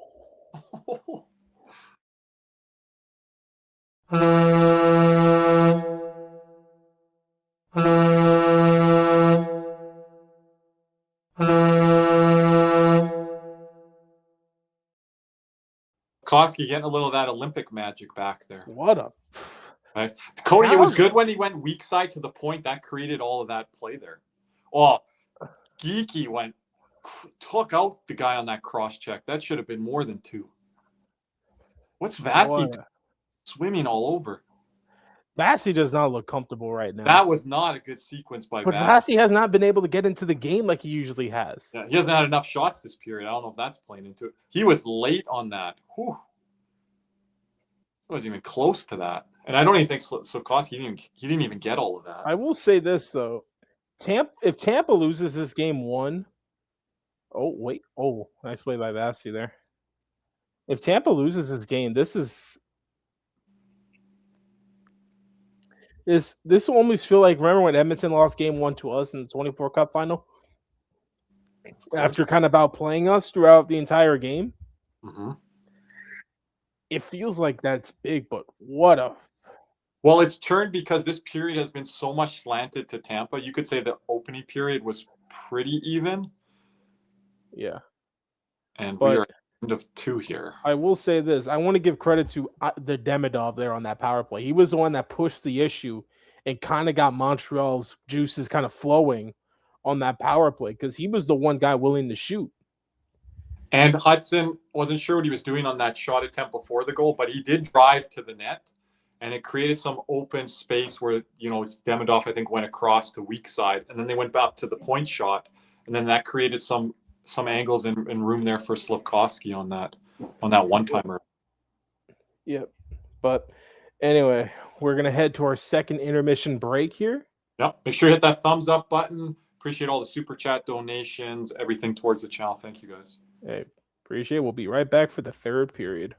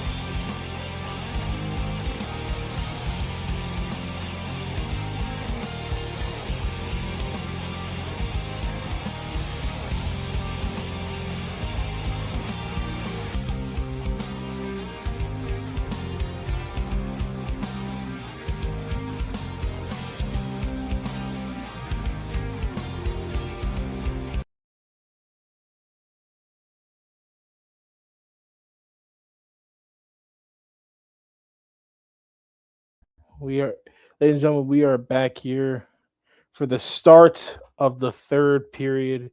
It is 2-2 at the end of 2. And we are now moving on to the third period here. It is going to be a fun ride to the finish here. Montreal ties the game late in the second after Tampa thoroughly dominated the second period. And Montreal better be counting their lucky stars that they're still in this game. If you ask me, these are two teams that I feel like Tampa is like on a different level right now compared to where Montreal's at right now. I got some stuff on Lane Hudson there. They are kind of double teaming and trapping him. Elliott and Kevin Bieksa said like a point guard in basketball. So every time he's behind the net, they're sending another guy to him from the strong side, and then they're rotating another guy off of him. And, you know, they were being physical with him, like you said. They're saying on the broadcast they like how he's playing and reacting to it. Elliott's a big fan of Lane Hudson. I don't know if Bieksa is. So they were having a good debate on Lane Hudson. I thought I'd bring that up because you mentioned him in that second period struggling. Yeah. But they think he can stay with it. They used an Anderson Silva analogy. I don't know if you remember that from the UFC days, but they're saying right now Lane Hudson's just feeling out Tampa, and then he'll make his adjustments here. Okay, let me know when your puck drops here. It already has. Okay, what time frame are you at? 1951 with the stoppage. So do you want to just tell me when your puck drop happens? Yeah. We'll see here. Play it from mine. They're taking a while to get ready on this draw. Are they in the circle for you? Just approaching the circle now. So I'll pause it. Then you tell me when. Hold up. There's a couple fake. I think I'm ahead. One of the Montreal just got thrown out the circle. Yeah, you're ahead. I'll tell you when I drop it here. I'll pause. Okay, puck drop now. 50, 49, 48, yep. 47. Okay. We've been synced all day here, Cody, so we want to keep that going. Everyone in the chat as well. If you're ahead of us, that's fine. Yep. No worries there. But this is going to be an interesting third period here. Buffalo and Boston just kicked off on ESPN. Still 0-0, right? Yes. So you guys can double screen it. Listen to our commentary if you want to watch the Boston Buffalo, unless you got two devices. Play both. I always like watching the game that's got less time to go, and then I'll tune over to the other one. I wish they would overlap better. There's a lot of games today, but I guess they couldn't put one at 1 p.m. Ooh. They wanted to call on Gooley on Hagel. So the shots that period, did it end up being 7-2 Tampa? Or was it a little more than that? It was 7-5 in favor of Tampa. Oh, okay. Montreal got some shots there at the end after the Slafkovsky goal. Yeah, and they said kind of Montreal just improvised on that power play. Everyone was out of position, but they're smart. They knew where to go. Hudson went to the front of the net, and then he kind of became the net front presence guy. And that opened up that passing play from Demidov to Slafkovsky. Oh, big hit. See that one? That's on Cirelli. Carrier Cirelli. Carrier. I don't mind Carrier's game if they've got him to play in a little bit higher role. He was playing in a top 4 role for Nashville there, wasn't he? Yep. So it's a good injury replacement guy. So I think he's usually further down the lineup, or Matheson, one or the other. Boston 1-0. Who got it? Morgan Geekie. Wow, speaking of they're brothers, right? Yep. Ooh, point shot from Tampa there. We haven't saw a lot of that. Yep. Bodies hitting the ice here. Ooh, that was all close to a penalty. I think that's a trip right there, no? I thought that could have been. And by the way, they agreed on the Sportsnet telecast on the charge mostly there. They said kind of cut the ice that was covered. I wonder if are the refs going to swallow the whistles in this period? Ooh. The Tampa didn't even know. Why are you making that extra move, man? Gosh. Tampa didn't even know where the puck was, and it was right in the slot. Oh, I thought that was going to be a goal. Tampa's got to win this game, I feel. I think they do too, because Montreal steals this game. They steal this game. Like, that's big. And going back to the Bell Center for games 3 and 4, split, or even if they're up. Yeah, but Tampa can't do what this happened with Florida the last 2 years, is go down 2-0. No, you talk about Edmonton being a tough rink to play in. Montreal. Bell Center, easy. That's something. And then Tampa Bay has championship experience on some of their guys. Oh. But still, it's not an easy. Good muscle up by Chernak. Ooh, good pass through by Texier. Because I thought Washington was way better at home last year against Montreal than they were in Montreal. Scramble here. Yeah, but that play by Texier, I don't know why he goes to the backhand there. That extra little move, that little dance. Yeah, or even that other pass in the slot. I don't know. Well, I'll tell you an answer on it that might be true, might not be. When you're playing a world-class goalie like Vasilevsky, sometimes that goalie makes you make an extra move. I don't know. That's one reason it might have happened. They didn't even know where the puck was. Look man. I don't know if that was an extra move. He needed to fire that puck, man. He just went to one move there on the backhand. He goes to the backhand and makes the save easier for Vasi. Vasi still got handcuffed, but yeah. I don't know why they're going to Vasi's glove side when they have the blocker side available. I don't understand that. Like, you got to go to blocker side on Vasi. I know they beat him on the glove side on that power play goal, but Vasi was so late getting over on that one. You got to go to his blocker. Glove side again. Missed the net, I think. You got to shift all. That was a little better. You got to shift all your attention over to his blocker side and wait on it there. Everything's around his.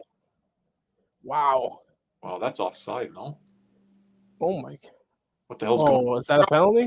Kucherov, you're offside, and then you get mad. No, but Jacka hit him late. Yeah, but he was like holding position in offside area, and then he gets mad. Kucherov. Can't with this guy. With Jose there in the chat, Jose had some stuff. I wanted to put this on the screen so everyone can see this. Jose, once again, congrats on winning the contest. Yes, Jose, if you're in the chat now, I don't know if you're in. Congratulations on winning the Anton Lundell signed puck. We will reach out to you. This is my response, Jose, to your question, though.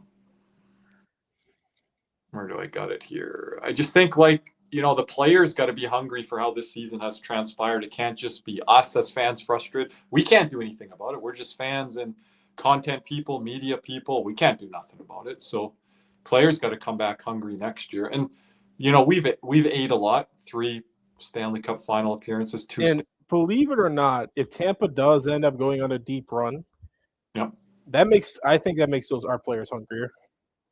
Oh yeah, and they go on a deep run, then they have to repeat that next year if we're coming back strong. So, but Carolina's played a lot of hockey, Cody. If they go to the conference, oh my gosh, who's that on? Slafkovsky. That's on Sorelli. Has to be. Doesn't look like it's on Slafkovsky. Yeah. Oh, he's complaining now. Let's see what Cooper has to say here. But yeah, Carolina's played a lot of hockey. Okay, all right, they went to Cooper. I can read his lips. What about interference on the Tampa Bay guy up there at the top? That's not interference? Did you see that, Cody? Late hits, man. Tampa should have 2 penalties there. If they're calling Sorelli, that other one was worse. Oh, that's interference, Sorelli. What are you doing, buddy? What about the one at the center ice? You see that one, Cody? No, he hit the puck. That's not interference. He hit the puck? That looked pretty late. Yeah, no, but that's Sorelli. He hooked the arm and pulls him down. I didn't like the one at center. And John Cooper says, and I go, holy fuck, man. Send it to John Boy or whatever his name is. I don't need John Boy for that one. I can read those lists pretty good. Power play here. Montreal able to tie that game late. That was good key. Pass by Hudson down low. Oh, I like the setup so far. Got to move a little. Tampa not doing much on this penalty kill. Just They're not pressuring as much as earlier. There's room there. Oh, good block. I do like the Montreal willing to one time. Don't you miss that from the Panthers offense, Cody? We haven't had. Oh, that's a bad break for Tampa. Puck goes into their bench. By the way, UPL is starting for Buffalo. Interesting. A lot of people didn't think that was going to be the case that I talked to. Oh, I just took it off his head there on that shot block. McDonough. That was dangerous shot block there. McDonough looks old. Oh, my goodness. God, he looks old weathered.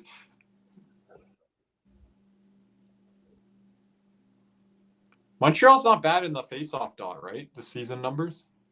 No, they were pretty bad. They were? Oh, okay. I thought they were not bad. Gentlemen, Well, what's going on? Scared me. Dano was scramble here. What a game this has been. Okay, wow. What time are you guys at? 15:03. Okay, let me know when they drop the puck. By the way, we've been synced perfectly. Pretty Really? much. But Let's go Habs. But Nick, since you're on, do you feel like at this point, the way this game has gone, is this a must-win for Tampa? Because I think I'm starting to lean in that territory now. The way this game is going. I haven't had a chance to... Now. Okay, I'm at 57, 56, 55. Pause for a second. Pause it. Pause it for a second, and then unpause. 40, 53, 52. Yep. Perfect. Blown tire. I won't go ahead and say that completely. I feel like you have to give them respect because of the pedigree. I thought it would be hypocritical if over the last couple of years I favored the Panthers pedigree-wise and I didn't favor Tampa because of it. Oh, good back check. Looked like there was nobody back there. Montreal's not that experienced. Maybe must win strong by Cody's answer. No, but I think I'm saying must win. They're not the same team they were. That's what I'm gathering from today. Yeah. I don't feel like this is a must win because he had Slavkovsky driving if he hit him. 10, 9, 8, good. I thought you were indicating must win. Slavkovsky again. And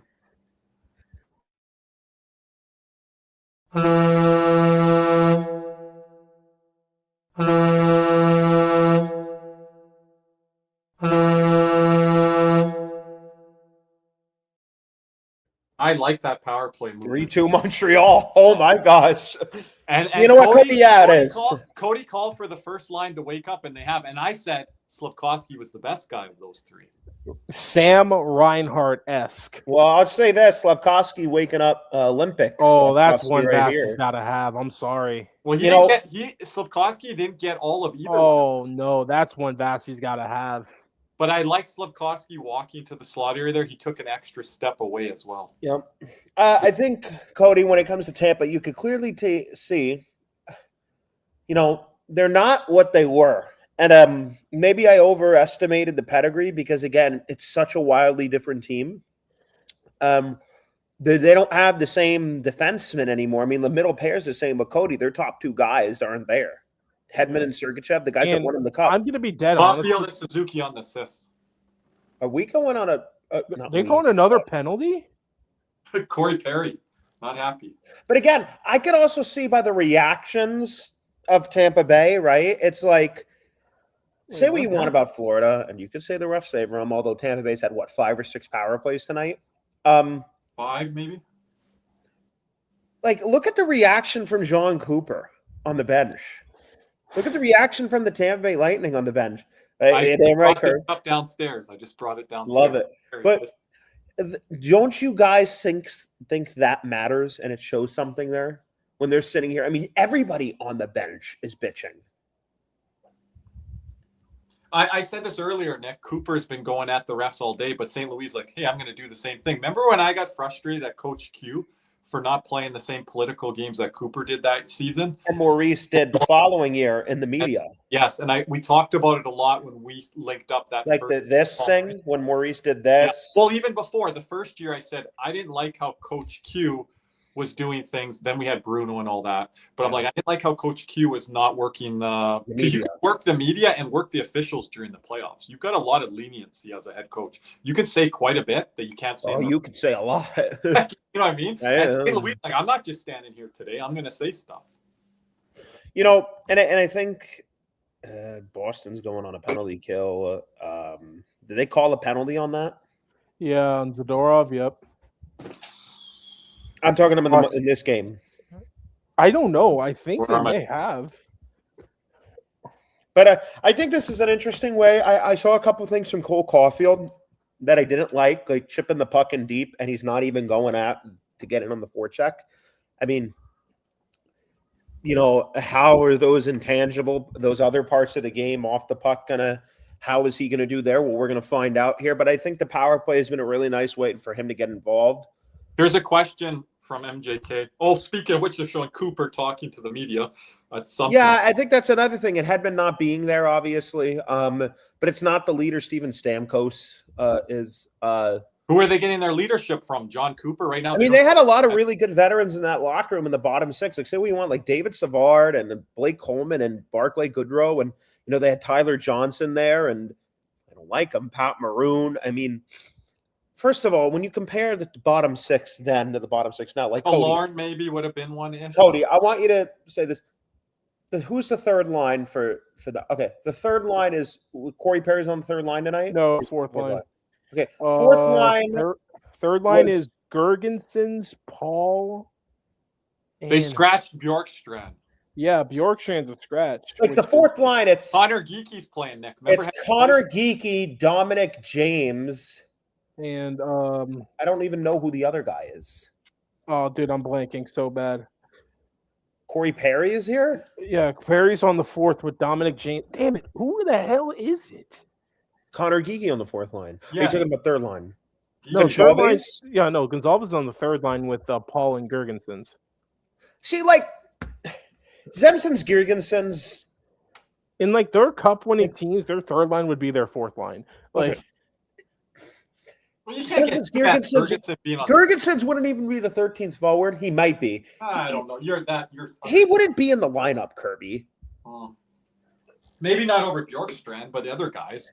On their cup-winning teams. How good is a Dominic James for a 4C? That's what I question. Well, look at Montreal's fourth line with Jake Evans. They're not even playing Brendan Gallagher today. Well, how about not Jake Evans?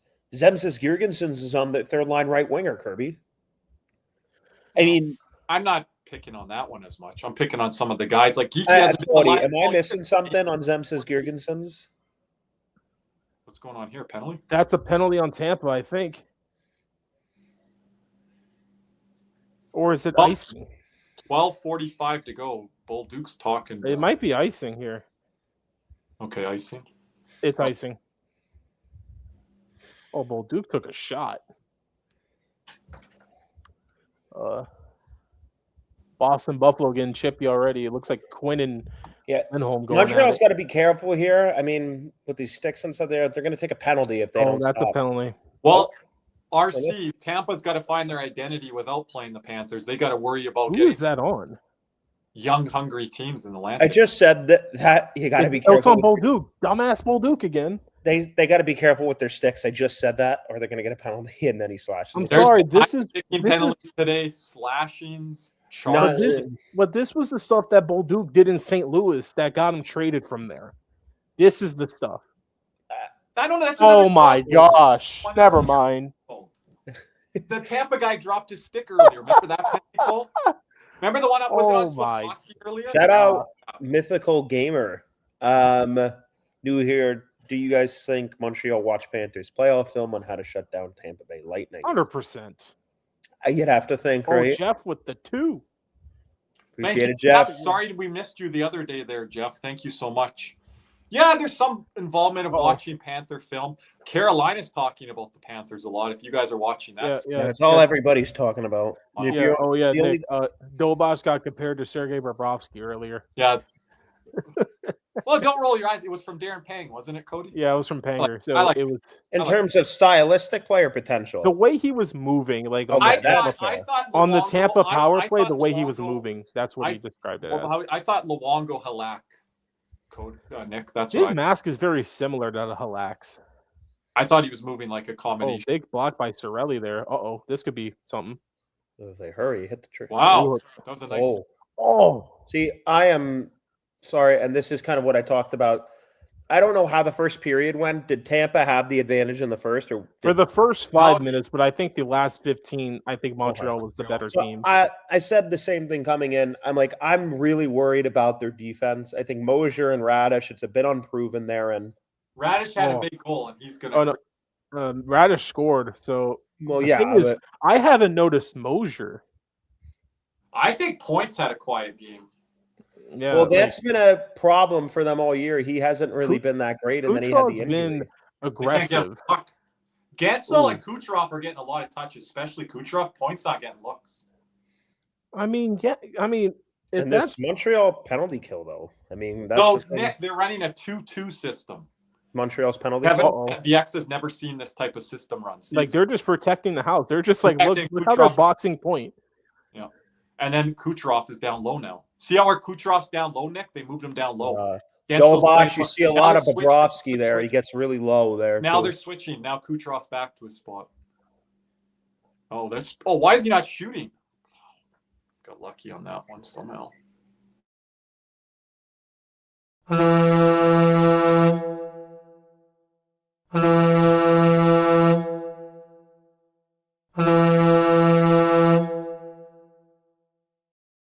I got to just say, it is so nice not having to be stressed about this. Oh, it's incredible. It's incredible. I'm sorry, boys. This penalty kill sucks. Like, this setup sucks. Oh, Montreal just slashed that stick. That could have been a penalty. Like, I you don't like it? They're trying to switch off on. Yeah, but they're not pressuring. And Dolbosh, I mean, out to lunch there, buddy. Oh, Lord. I don't know why Gensel didn't shoot that. That's a nice. The fuck is Mike Matt? What a pass! That should not go through though. How does Matheson or Dolbosh stick puts his paddle out? So, Brandon Hagel still looking. This may go to overtime. And we can be here for overtime? I don't know. We'll see. It's a wait and see approach right now. Let me know, because I don't have any updates. Nick, did you see, I'm assuming? Yeah. Okay. I just saw it, yeah. 10:40 to go here. Nick, we've had a goal called back. We've had I saw that. It was 2-0 Montreal. Review penalty. Matthew, you can't say Dolbosh is a Matthew dub when he legit was so far out of position on that goal. Dolbosh is a Matthew dub, and I've been on it too. Dolbosh strong first period. Okay, how about this? Montembeault, Cody W. I'm the only one that was right on him. Only freaking one. True, but you didn't want to hear about the other two Montreal goalies. That's a W. I understood Dolbosh more than I did Montembeault. Montembeault, I knew that. You understood Dolbosh more than Fowler, and I still don't understand that. Fowler's the future. But Montembeault, I was the only person. What is Caden Gooley? The only. That's Matheson's man, dude. You can't have that pass as a defenseman there, Cody. What the fuck is Hagel doing, dude? Oh my gosh.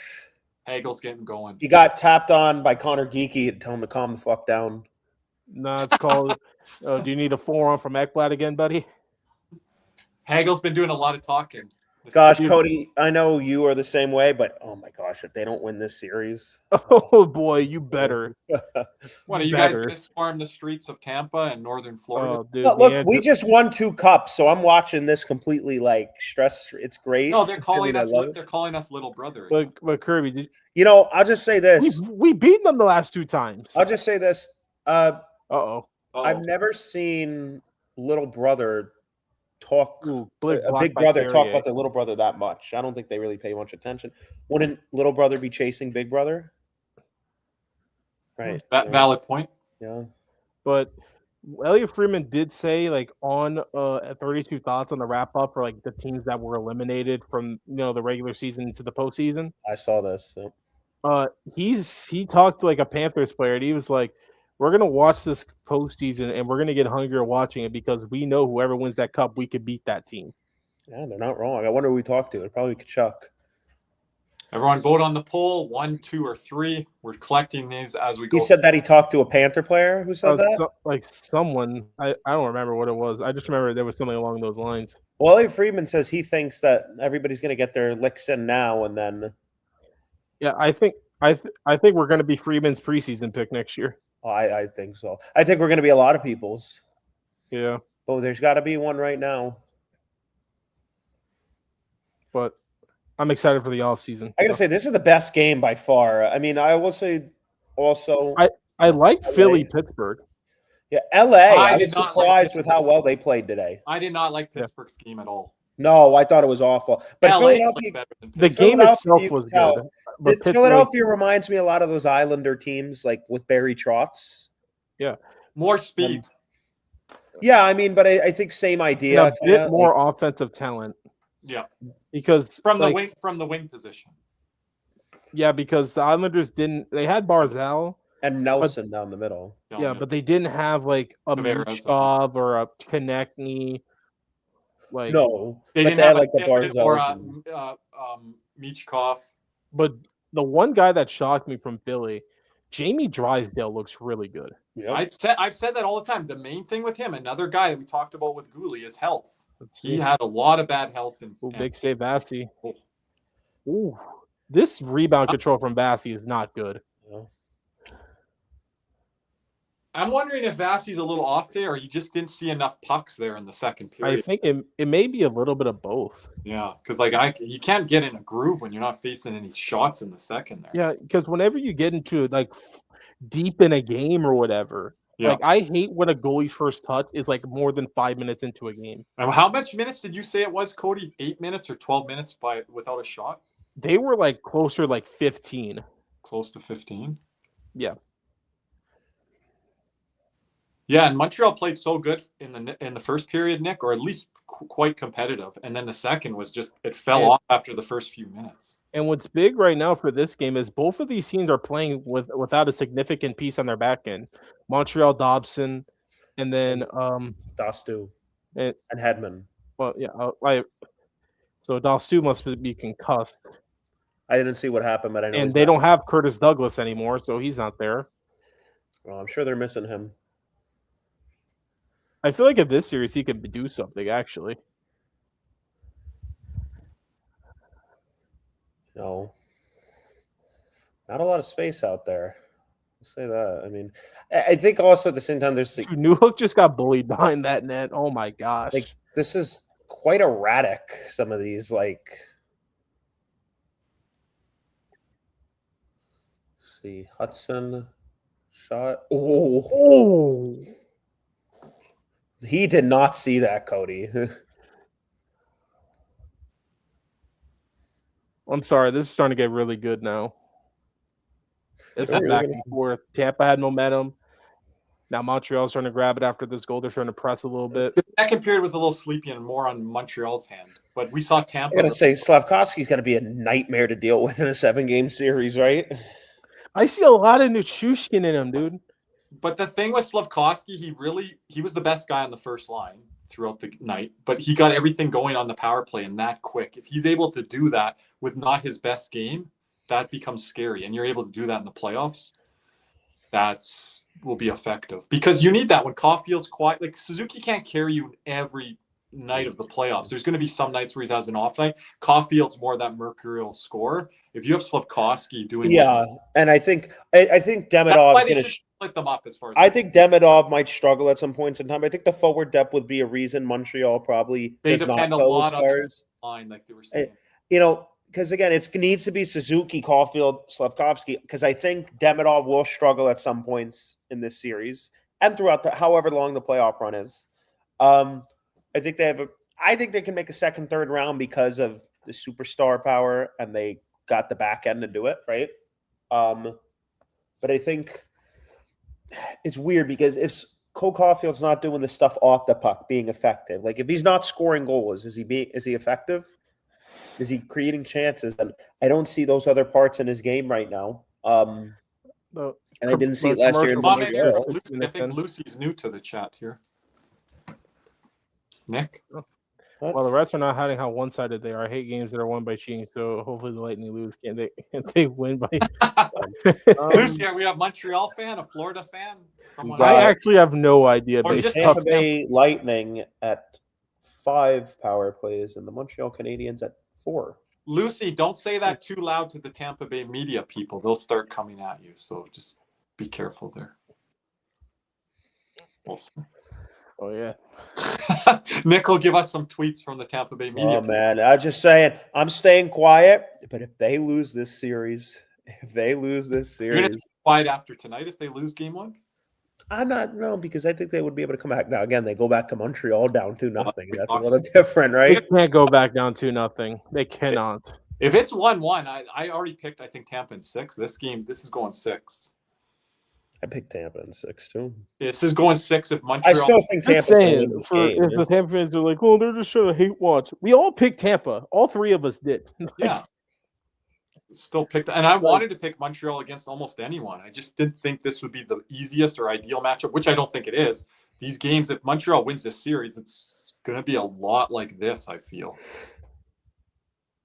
Well, and Tampa, if Montreal wins this series, Kirby, does that open the door for Carolina, or you think? Or does it open up for Philly? It does open the door, though. I don't know, Philly or Pittsburgh. Bedard had a hell of a game, though. I think Carolina just shuts those teams down. Yeah. And if they get through Ottawa on 5, like I predicted, if it ends up being around that, they're going to get rest. Because that's probably one of the series where you could argue Carolina has the best player on the ice. And Pittsburgh-Philly could go 7. So I don't know if that helps them. Well, I never thought, again, Pittsburgh did this all the time. Like even early 2010s, then with the Islanders after they won the Cup and, no shows in first rounds, right? Remember with Fleury in the early 2010s, Curb? Like, nothing. Yeah, I think Philly took them out in 5. So that back-to-back really helped them. I mean, they made up for a couple of runs. Yeah, it did with them losing some of those early round exits and then the Crosby concussions. Yep. Yeah, and people seem to forget why Matt Murray was started over Marc-Andre Fleury. Like, didn't Nabokov take out the Crosby and the Penguins one year, or was that Varlamov? Okay, update. For the Islanders? Yeah, they took them out. Are you talking about like with Barry? It might have been Varlamov. I don't think it was Nabokov. Or with Barry Trotz? He probably was. Barry Trotz coached with Varlamov, so Nabokov would have been like early 2000s. Yeah, I think Nabokov and the Islanders lost that series. Oh, in the 2010s. Yeah, after the early 2010s. Yeah, the Penguins won their first cup there, I think. So who's in the lineup now that Dobson's out? Jack guy? Wi-Fi and Struble. The pairings are Hudson, Gooley, Matheson, Struble, I think. Plus Carrier. So Matheson, Carrier, and then Struble, Jack guy. Carrier created the first goal, Nick, with Anderson. That's the guy I liked, remember? Yeah, and I said this to Cody, I think he can play top 4 when Dobson's out here. Like a guy on your bottom pair that you're like, okay, like, you can elevate up. Well, that wasn't a penalty there. Is that Caulfield that fell? Yeah, I don't know how hard he hit him, but. There we go. Yeah. Montreal's starting to engage more like that first period. They weren't doing that in that board battle. Cody, they were not doing this at all in this. Got to say, Nick Suzuki is hound. Like, oh my gosh! And then Cody brought up the question: is Montreal kind of, getting pushed out of this game because of the physicality of it? But now they're having a pushback here where they seem to have their legs again. So you have to feel comfortable in these types of games, right? So it's like, yeah, like, and they can. Antsiness, like there's no like they have their legs under them right there's no issue with this game going to overtime right now if there's not an opportunity, right? I mean, we're in next goal wins territory. Yeah, probably, right? That's a nice play. Activate the D. But you got to get on the guy. You need better angles if Tampa really springing that guy. Angle going for the problem in the second period, Cody and I were talking about, Nick. There was no outlet guys for Montreal, so they were getting nothing throughout their own zone and then through the neutral zone. But say that again? There were no outlet guys? No, they were narrow. They were not going to guys. They weren't completing passes, and now it seems like they're getting a little stuff off of transition. I know that city. That's a nice shot block on that one-on-one play. You got Sportsnet, Curb? Yep. I think it's Chris Cuthbert and Craig Simpson or whatever. It's the main team on this. No Toronto Maple Leafs this year, so someone has to get the main team. It ain't going to be Ottawa. Sorry, Ottawa, but you're the most irrelevant team in Canada. You're always going to get the short end of the stick. Winnipeg sometimes doesn't because they are in a different time zone. And Winnipeg has been in the playoffs in the past when not a lot of Canadian teams have. And on deep runs like they have gone on that one time, I guess, or once, I guess. So they sometimes will get good crews. Edmonton's always going to get it now, though, with McDavid. Doesn't matter the year.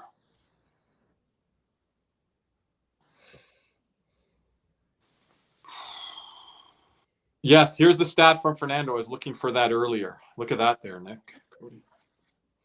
Yeah. Well, it doesn't help. Help that they played the Cup champs in each of those. But that goes back to Toronto as well, too. Does it actually? Wow. I think so. Yeah, because they didn't win a home game against us last year because we won games 1, 2, and 5. That might go back against Boston or whoever the hell they played before. Well, they played Toronto twice. It could go back to the Cup final against Colorado. Could go back that far.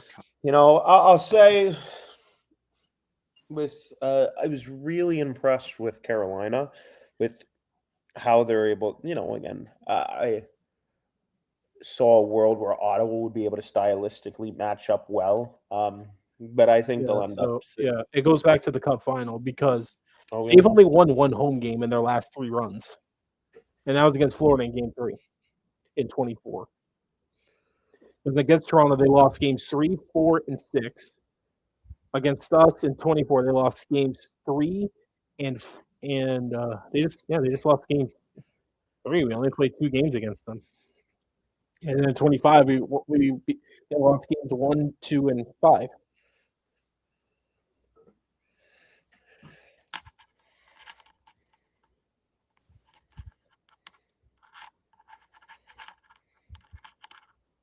.320 to go in the third. 3-3.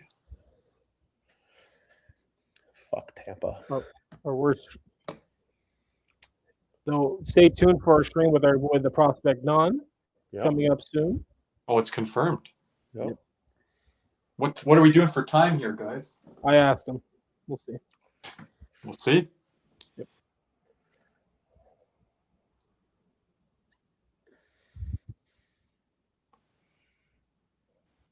I think it's longer intermissions for overtime. Oh my gosh, dude.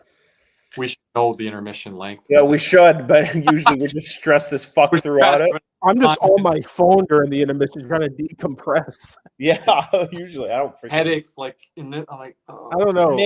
To me, they go by so quick because it's just so like nerve wracking. Yeah, you want it to be longer sometimes. Yeah, I just want it to be like done. But if you're a player, you're probably like, let's just get out there, get this shit over with. I don't know. They feel longer when we're winning. Yeah, they do. Like at intermission, you would say as the favorite. You mean? Yeah, no, I like for instance, game 6 against Edmonton last year, the intermission felt like an hour. Sam Bennett's at a Mass Mutual commercial now. Yep, I said this earlier. Sam Bennett's getting a lot of those marketing deals winning the Conn Smythe.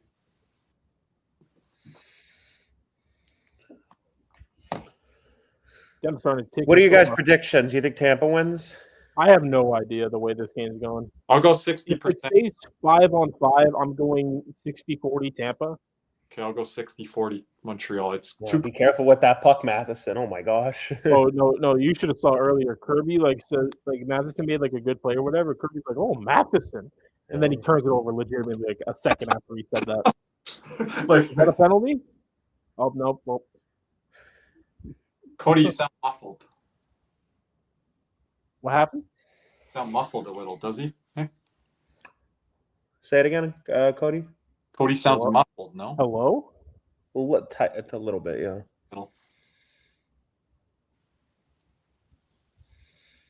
On with my boy Jersey Jim earlier, Nick.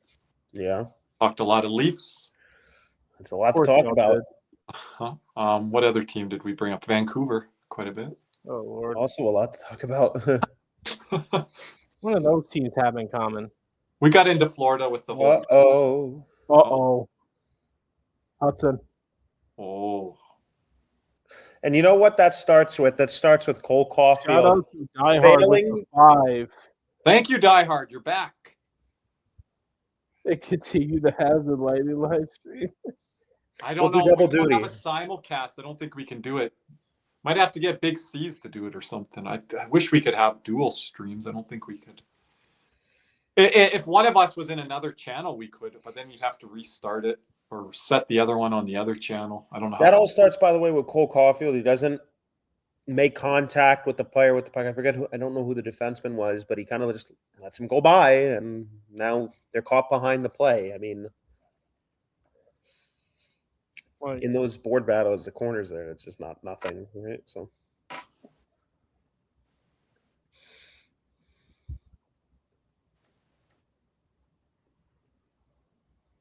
Hear my dog downstairs. Oh, that didn't miss by much. Oh my gosh, I thought that went in. Oh man. I don't think this is going to end well for Montreal. Oh, that was dangerous if they had another guy in front there. Why did they have no? Yeah, why was no one else there? They were all up high. Okay. At this point, you're like, whatever. Montreal's not doing anything on the forecheck. They just dump it in, and Tampa gets it right out. I mean, my gosh. They're gonna have to fix the clock. Yeah, ran a little bit too much. Oh, I did not miss by much. Jeremy Swayman had 14 saves in that first period, but Boston leads 1-0 despite being outshot 14-9. Feels like our games. Any nerves, gentlemen? Nerves? What? Yeah. What nerves? It's like early pool season, early first round. I don't know. Nothing. I'm else. just Game chilling, one of round one, not our team. No. Don't give a damn, buddy. I don't It's incredible. It's incredible got what any community bets with it's Tampa. incredible what playoff exposure does to your nervous system. Like, no, it's like remember last year everybody was like, "Oh, this Stanley Cup final is cinema." Oh wait, Ooh. oh well, like last Stanley Cup final was like, "Oh, this is cinema." I wish I could enjoy it. Yeah, other people enjoying it. Penalty? No. Oh. Kirby, you're starting to sound like a Lightning fan. That's a penalty on Gensel. No, I'm not. I'm not. Oh my penalty god! on No, I thought. It was Oh my god! I love it. I love it. He was going for the puck and completely missed it. Oh, this could end then. No overtime. We got Don and. I know. Can we just keep the stream going? And we could just timestamp it? I don't know how we can go about that. If we were recording something. Oh my gosh! He missed completely. Wow. Cooper looks nervous. Not like Paul Maurice there. Paul Maurice This may is be a little. cool, I calm, hate the way stoic. Cooper. I hate Cooper the way Cooper ties his tie. It don't look good. Was he wearing a blue tie there, by the way? It's like a blue-red mix. Oh, okay. Well, Montreal in this. Montreal, Tampa.